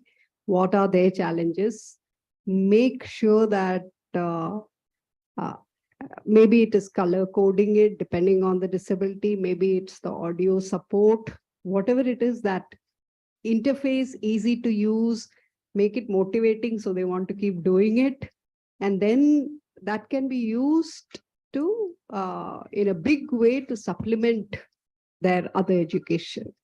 Now, I did also want to ask Dr. Nirmala, because she was part of one of our research projects with language learning, where we are publishing papers with David Sher, to just briefly share what we did in Malayalam and why. This goes on. Okay, now, most theories of reading development, dyslexia, they are based on research in English. And even theories that have tried to go beyond English and look at other languages, they've looked at mostly European languages. You can find this out, just by doing a Google search for dyslexia English. You will find a huge number, and then a significantly lower dyslexia Dutch, German. And Indian languages would be much lesser. So we wanted to see if there are differences. We were not looking at dyslexia, but we were looking just at normal reading. Are there differences when children learn to read in, say, Malayalam? And we found yes. In fact, there is a very popular notion of shallow and deep orthographies. And English would be considered a deep orthography because there is not an exact mapping between symbol and sound. Whereas many Indian languages have a very shallow orthography. And the general notion is that shallow orthographies are easier to learn. But our studies show that there are many more dimensions to learning reading. And even though Malayalam is a shallow orthography, in fact, one of our results, was that we went to a Malayalam medium school where the children, were native speakers of Malayalam, where instruction was in Malayalam, but the struggling readers, and I'm not talking of all readings, the struggling readers scored significantly lower in Malayalam than they scored in English. So, and then we also started looking at what could be, the complexities of Malayalam. And then we saw that there are complexities with the writing system, just the visual complexity of each of the aksharas or the basic characters. Then the number of aksharas. In English, you have only 26 characters. In Indian languages, you have so many more variations, especially when characters are joined together. Like if you join K, K and Th, it would be a different symbol. And in Malayalam, it's even, so the visual similarity, so they've to do with the writing system, then to do even with the, sounds of the language, in the sense that, in English, gemination doesn't matter so much. Whereas in Malayalam, the word meaning itself sometimes changes. Vowel length has a, like mala and mala, mountain versus garland. So, and then to do with the morphological structure, which, Dr. Mary Kutty spoke about, like noun declension, that in English, it is, there are only some I, mine, my house, whereas in Malayalam, there are so many more declensions. So all of these also impacted. We were looking at normal reading. All of these also impacted reading. Just to give you a little pointer, which possibly you've explored already, if you see the Far Eastern languages, there's a lot of research in Chinese and Yes. Japanese in Yes, but then it's Yes, because those are pictorial languages. Yes, but it's again, yeah. So Yeah. we also felt the need Yes. to explore Indian languages as well. Next, still significantly English, Chinese, lower, Dutch, German, then Chinese, Japanese, Korean. So as next steps to this research, we want to see if we can build dyslexic tools for Malayalam. And we believe it will be done very differently from taking the English dyslexic tool and trying to map that because of what our findings are in terms of theoretical framework. And we'd love to work with different parts of Kerala. And I think the same thing can be replicated for other languages because Malayalam was so complex. It came from Sanskrit and Tamil. So it had many more rules and variations than other languages. So having done this theoretical work, I don't know if Mithun is here, that was part of his PhD. No, it's fine. The problem with the Malayalam writing, the basic unit is syllable. Syllable, ka, ta, ki, ku, hu. Up to that, the digraphs is in the diacritic mark is in the front. When it comes to K, it goes to back. And when it comes to ko, both back and front. So they have difficulty to discriminate the syllables. They will learn the discrete phonemes, but when it comes to the syllabic level, they have problem. The basic unit is syllable in Malayalam. K plus A, ka. We never say like that. We never say K plus E, ki. But you have to teach as individual. Ka is a letter, ki is a letter, like that. You write ka, read it as ka, write ki, read it as key. Don't split it. Yes. That is the method. If we split, the children will kavali. The children will read it like that also. No, I didn't list all the, because that would go into a longer discussion. I just listed a few, but yes, this was one of our that non-sequentiality, like this sound, the symbol precedes the sound. The symbol for K precedes the sound. So we found the children writing K and then the A. Yeah. That is the. They are hearing like that. K. Yes. Yes. Like that. So teach it as K as a single unit. Yes. Don't split it. So we developed a language teaching methodology where we did basically were two things. One is they divided up recognition, reading, and writing as being separate from each other. The recognition of the alphabet, the writing of the alphabet, and the reading of the alphabet as three separate lessons. The fourth component that we added in was this sight reading for the matra. So I never taught them matra separately. That this is a matra I never taught. So it was that that if it is like you just said, ka, ka, ki, ku, you read it as one bundle word. Yeah. That was one thing. The other aspect that we also introduced is that I scrambled this ka, kha, ga, ga. I said there's absolutely no need to follow, even if it is a traditional way of following it. So develop the alphabets depending on the lability of the sound. So this first sound that the child baby makes is B. So the first sound I teach them when they begin reading is B. So B, ba, bi, bi, bo, da, da. B, ma, pa, pa. This is for the intellectually disabled. I found that they were able to see, so they were able to imitate. Then we went back a little bit. Then the third, so if you say it, you'll see that your tongue touches the fore part of your palate. And so we went back. I've had pretty interesting results with that. But I think this is one thing that we learned. The second thing that I did, the other thing which I did mention a little earlier, is that if a child with intellectual disability has a physical disability as well, then do I stop his reading or writing based on, because we have this method of teaching, I'll do ka, I'll say ka, I'll write ka, I'll do everything I have to do with ka before I move on to ka. That's how they teach in schools. So I scrambled that as well. And I found that scrambling it. So for the child, it was very good. For the teacher, it was very hard because they had to unlearn everything they had to learn earlier. So oftentimes that's another interface we have where the methodology of teaching has to be, so you have to have a teacher's module and you have to have a child module. It's an easy method to teach. Our kake kude vide കൂട്ടിനകത്തൊരു കുഞ്ഞുണ്ടോ അമ്മ looking up and telling this singing this song that when we look up we here gets closed, so the sound comes ka kake kude vide കൂട്ടിനകത്തൊരു കുഞ്ഞുണ്ടോ, all syllables will come. So that is the method to teach ka easily, written by Ullu.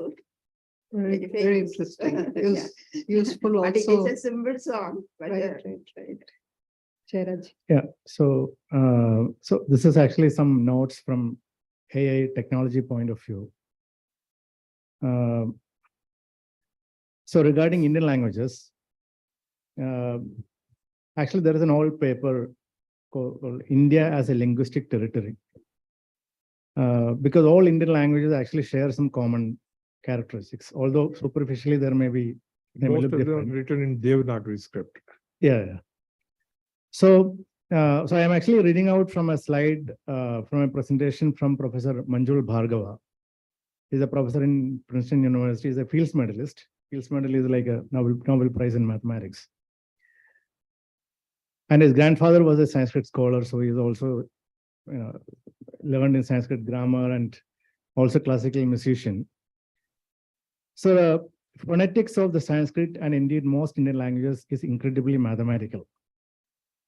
Panini and his predecessor description of the phonetic structure of Indian language is truly striking to a mathematician. Namely, each phoneme or equivalently grapheme has two independent parameters by which it is completely characterized. Namely, its organ of pronunciation, as she was saying, it's touching the, and its modulation. So there are 5 organs of pronunciation: the throat, the palate, the roof of the mouth, the teeth, and the lips. So that is like one axis. So I actually put into it in a matrix. The other axis is actually so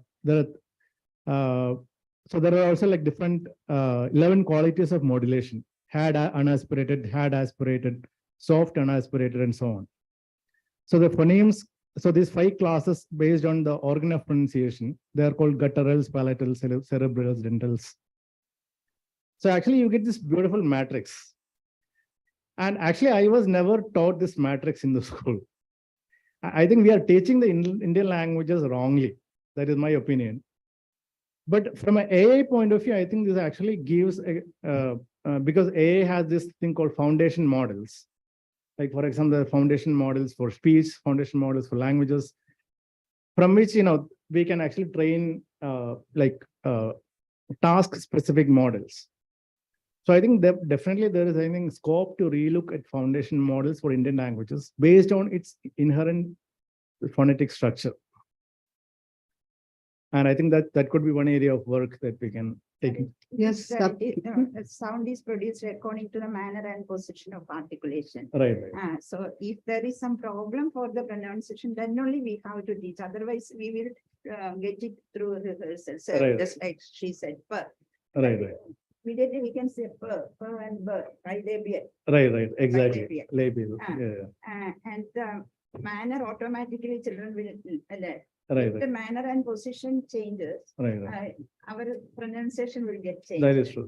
Okay. So it is there. Right. That is International Phonetic Alphabet. All the sounds we can introduce. Right. I think Jairaj-ji, what you said is very that what you mentioned about that matrix may help us to understand what are the factors, right? What should we look at? And maybe how it matters for normal speech and what, how it's different for some types of disabilities. So I think that can be very well connected with what we are doing And we also have a lot of data, actually, the speech data of these students, the same text. So we could use that for learning. Dr. Prema?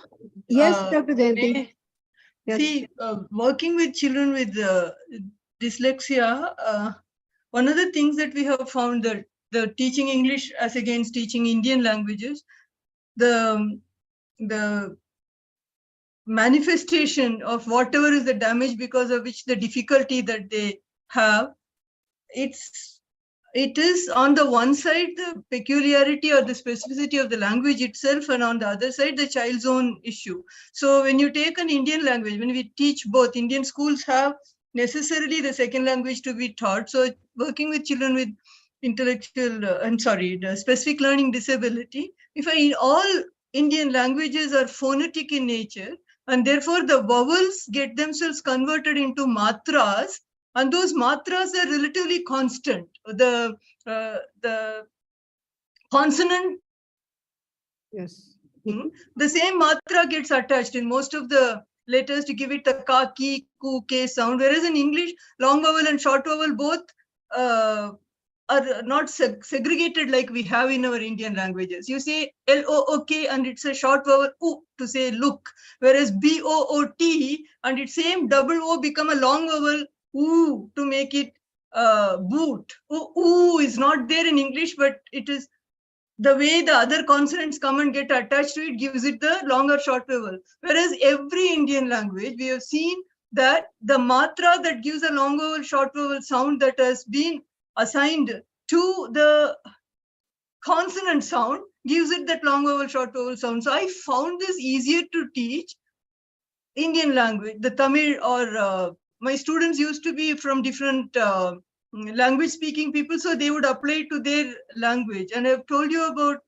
Dr. Ravi, who did his doctorate in Malayalam, spelling, the manifestation of spelling errors in Malayalam and English. He did a comparative study, and he has come up with the Malayalam tool that is English would have been more validated, which you have these details. He's part of this. He will be able to share that with you, and he's willing to help you and work on it.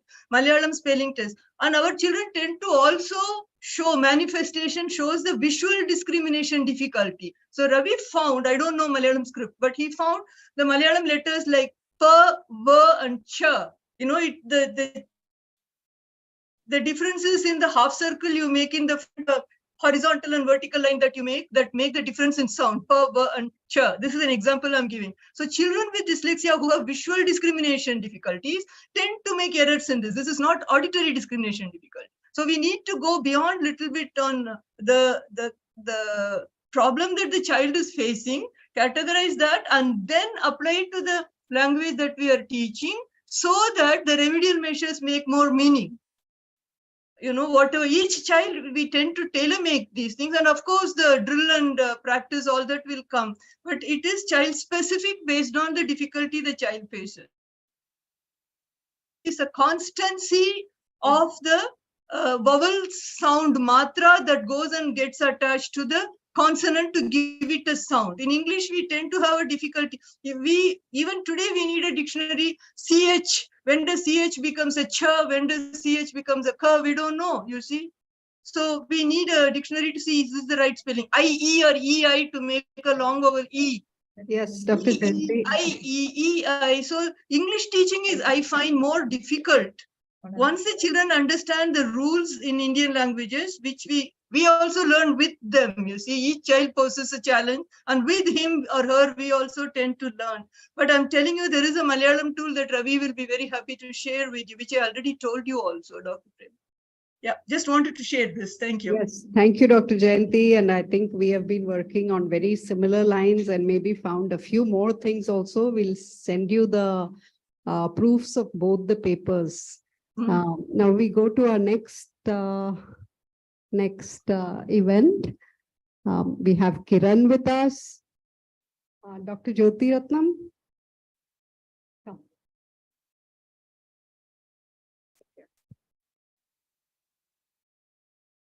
Ramya.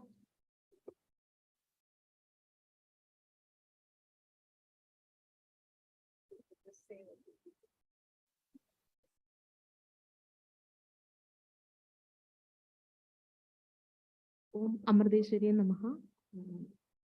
I am very happy to see all of you here with my child Kiran, because a few months before we started, one research work related to articulation enhancement in Malayalam language. And we approached many parents, but most of the parents are not agreed to expose their child.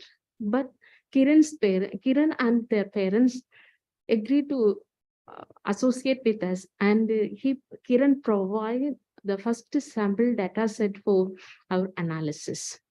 In this research, we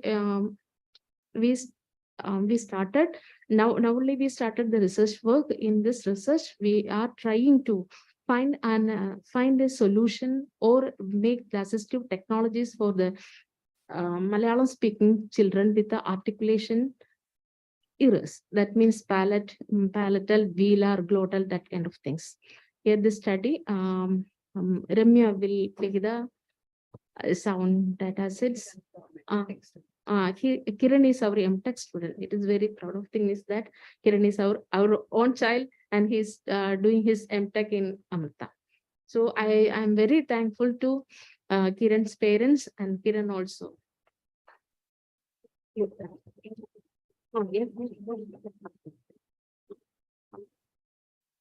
Ramya will show the demo of this new assistive technology. So what they have tried is the way Kiran speaks. Whatever he spoke, many sentences were recorded, and the same sentences were recorded by multiple other researchers with the proper pronunciation. And so to be able to detect, understand what he says, and then in his voice, say it with the other recorded voice. So it's just a very small sample, but we just wanted to share what can be done going forward. Only one sample sentences now we are playing, because that we have to add more and more ASR technologies and the linguistic elements also. And this is an enhancement tool only. Okay. Om Amardeshwaraya Namaha. Pranam to all. We are very honored to present our research, Speech Enhancement Assistive Technology for Articulation Errors in the Malayalam, in front of this honorable dais. So we have started our work before few months. In this study, we are attempting to investigate the different possibilities of automatic speech recognition technologies for the creation of speech assistive technology in the Malayalam language. It is just a pilot version of our study. We have started our work before few months. So considering the time limit, we limit our study to one sample dataset. And this research, it is a combination of applied linguistics and computer science. So in future, we will add more elements from the linguistic side and the ASR side. As I said, our research is a combination of linguistics and computer science. So we need to understand a little bit about linguistics and phonetics. So phonetics, it is a branch of linguistics. Phonetics, it is a study of speech sounds. And the speech sounds are analyzed at 3 levels. The first level is acoustic level, in which it analyzes the physical properties of speech sound. Second level, it is auditory level, which analyzes how the listeners perceive the speech sound. And in the third level, it is articulatory level, which analyzes how the vocal tract produces speech sound. So in this research, we focused on articulatory phonetics. In articulatory phonetics, speech sounds describes in terms of their articulation. The respiratory system, it provides the power to produce the speech sound. And speech production, it bringing air from lungs to the larynx. The vocal folds in the larynx, it allow the air to pass through or may vibrate to make a speech sound, which is said to be phonation. And in the figure, it's shown that they will have different set of articulators like lips, oral cavity, nasal cavity, hard palate, etc.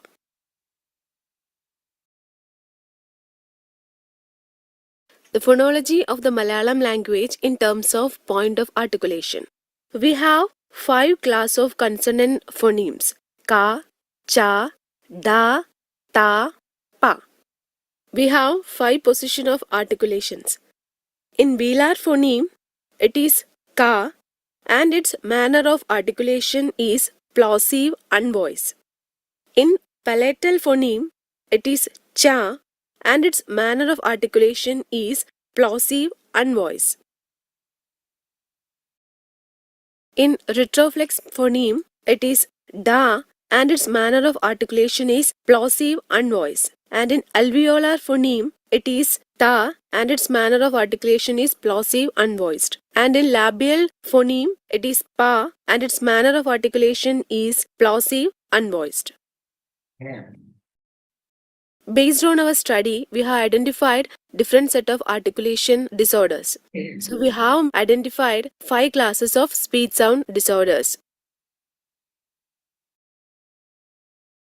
Our aim is to develop an assistive technology for enhancing the speech. Students with a disability face a set of barriers which limit their learning and achievements in the society. These students should have access to the same opportunity to participate in society as their peers. So we aim to develop an ASR system which assists these students to communicate with confidence in front of the society. So for the assistive tool, we create a pipeline in this endeavor and we are able to recognize articulation mistakes in speech and to some degree correct them. And at present, we collect data set from one student and each sentence gathered from the student is the input and the corrected sentence will be the output. And we have gathered the data in a quiet setting and we used a rule-based system to correct the data. Currently, we are working on the project to improve the system by adding improvements to the dataset and underlying algorithms.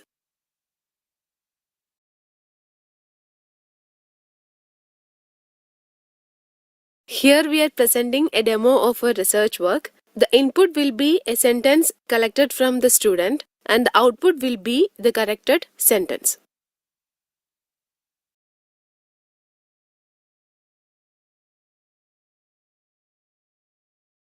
ചെറിയ കുട അകലെ തെറിച്ച് കിടപ്പുണ്ട്. ചെറിയ കുട്ട അകലെ തെറിച്ചു കിടക്കുന്നുണ്ട്. ചെറിയ കുട അകലെ തെറിച്ച് കിടപ്പുണ്ട്. In future, we will expand our work by adding more features in the linguistic side and the ASR side. Thank you. Om Amardeshwariye Namaha.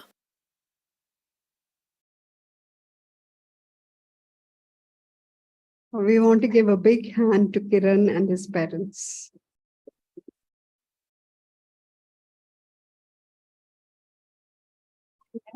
ക്ലാസിഫിക്കേഷനകത്ത് ഒരു കറക്ഷൻ ഉണ്ട്. നമുക്ക് മലയാളത്തില് താന്ന് പറയുന്ന അക്ഷരം ദന്തലാണ്. നമുക്ക് പ്രൊഡ്യൂസ് ചെയ്ത് നോക്കിയാൽ മതി. താ നമ്മൾക്ക് ആരും ഒന്ന് sorry we have to touch the tip of the tongue with the teeth. Then only ta can produce. Only one alveolar sound is the ta, pa, ta. Okay, that correction she has to make. And there is one ta is only there in stop. Thank you.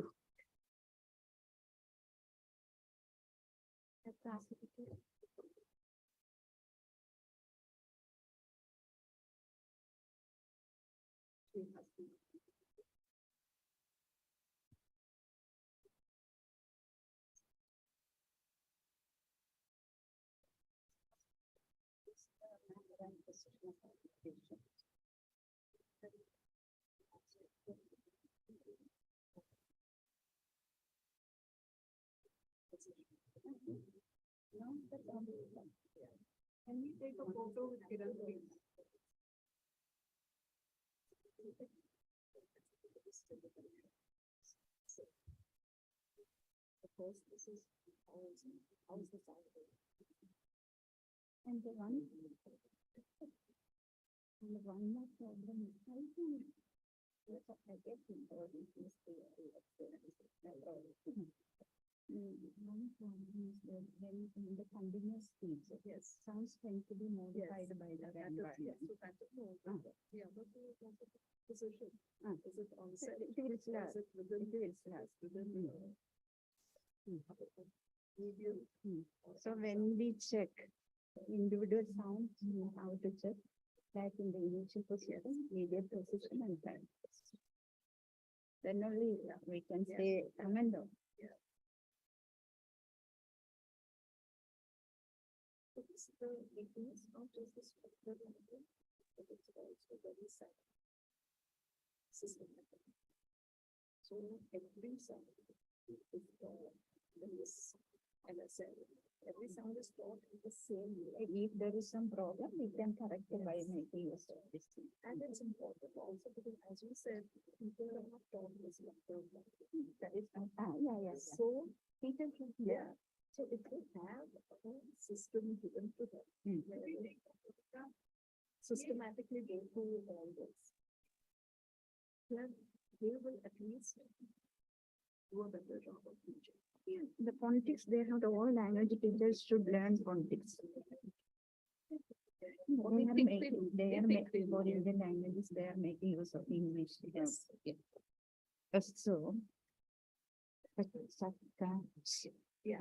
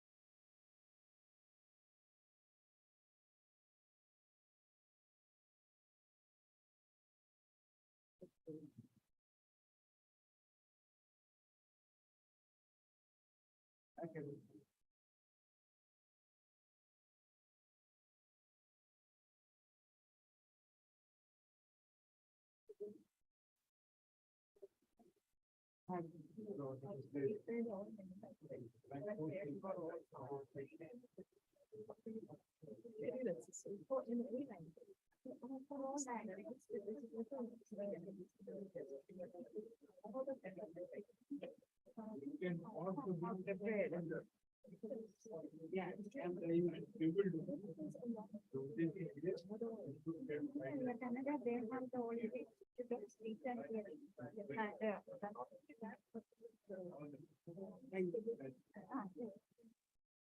This is one.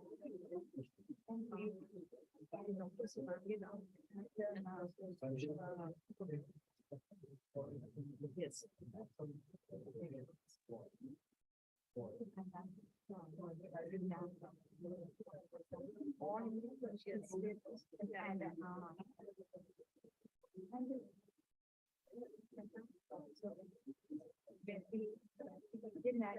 Especially in Malayalam, when we pronounce voiceless stops, we introduce different voice.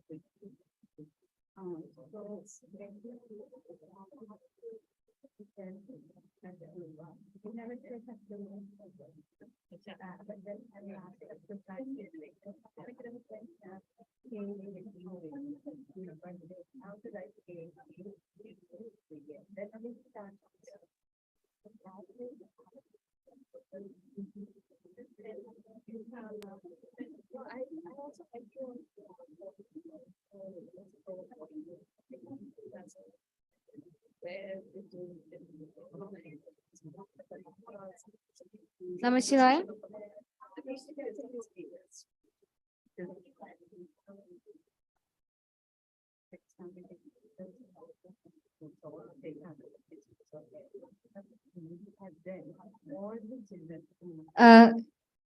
Now I would like to invite Dr. Jyoti Ratnam, Senior Research Associate of Amrita Create and also the coordinator of this workshop, to present Dr. Madhumita Piri a small token of appreciation.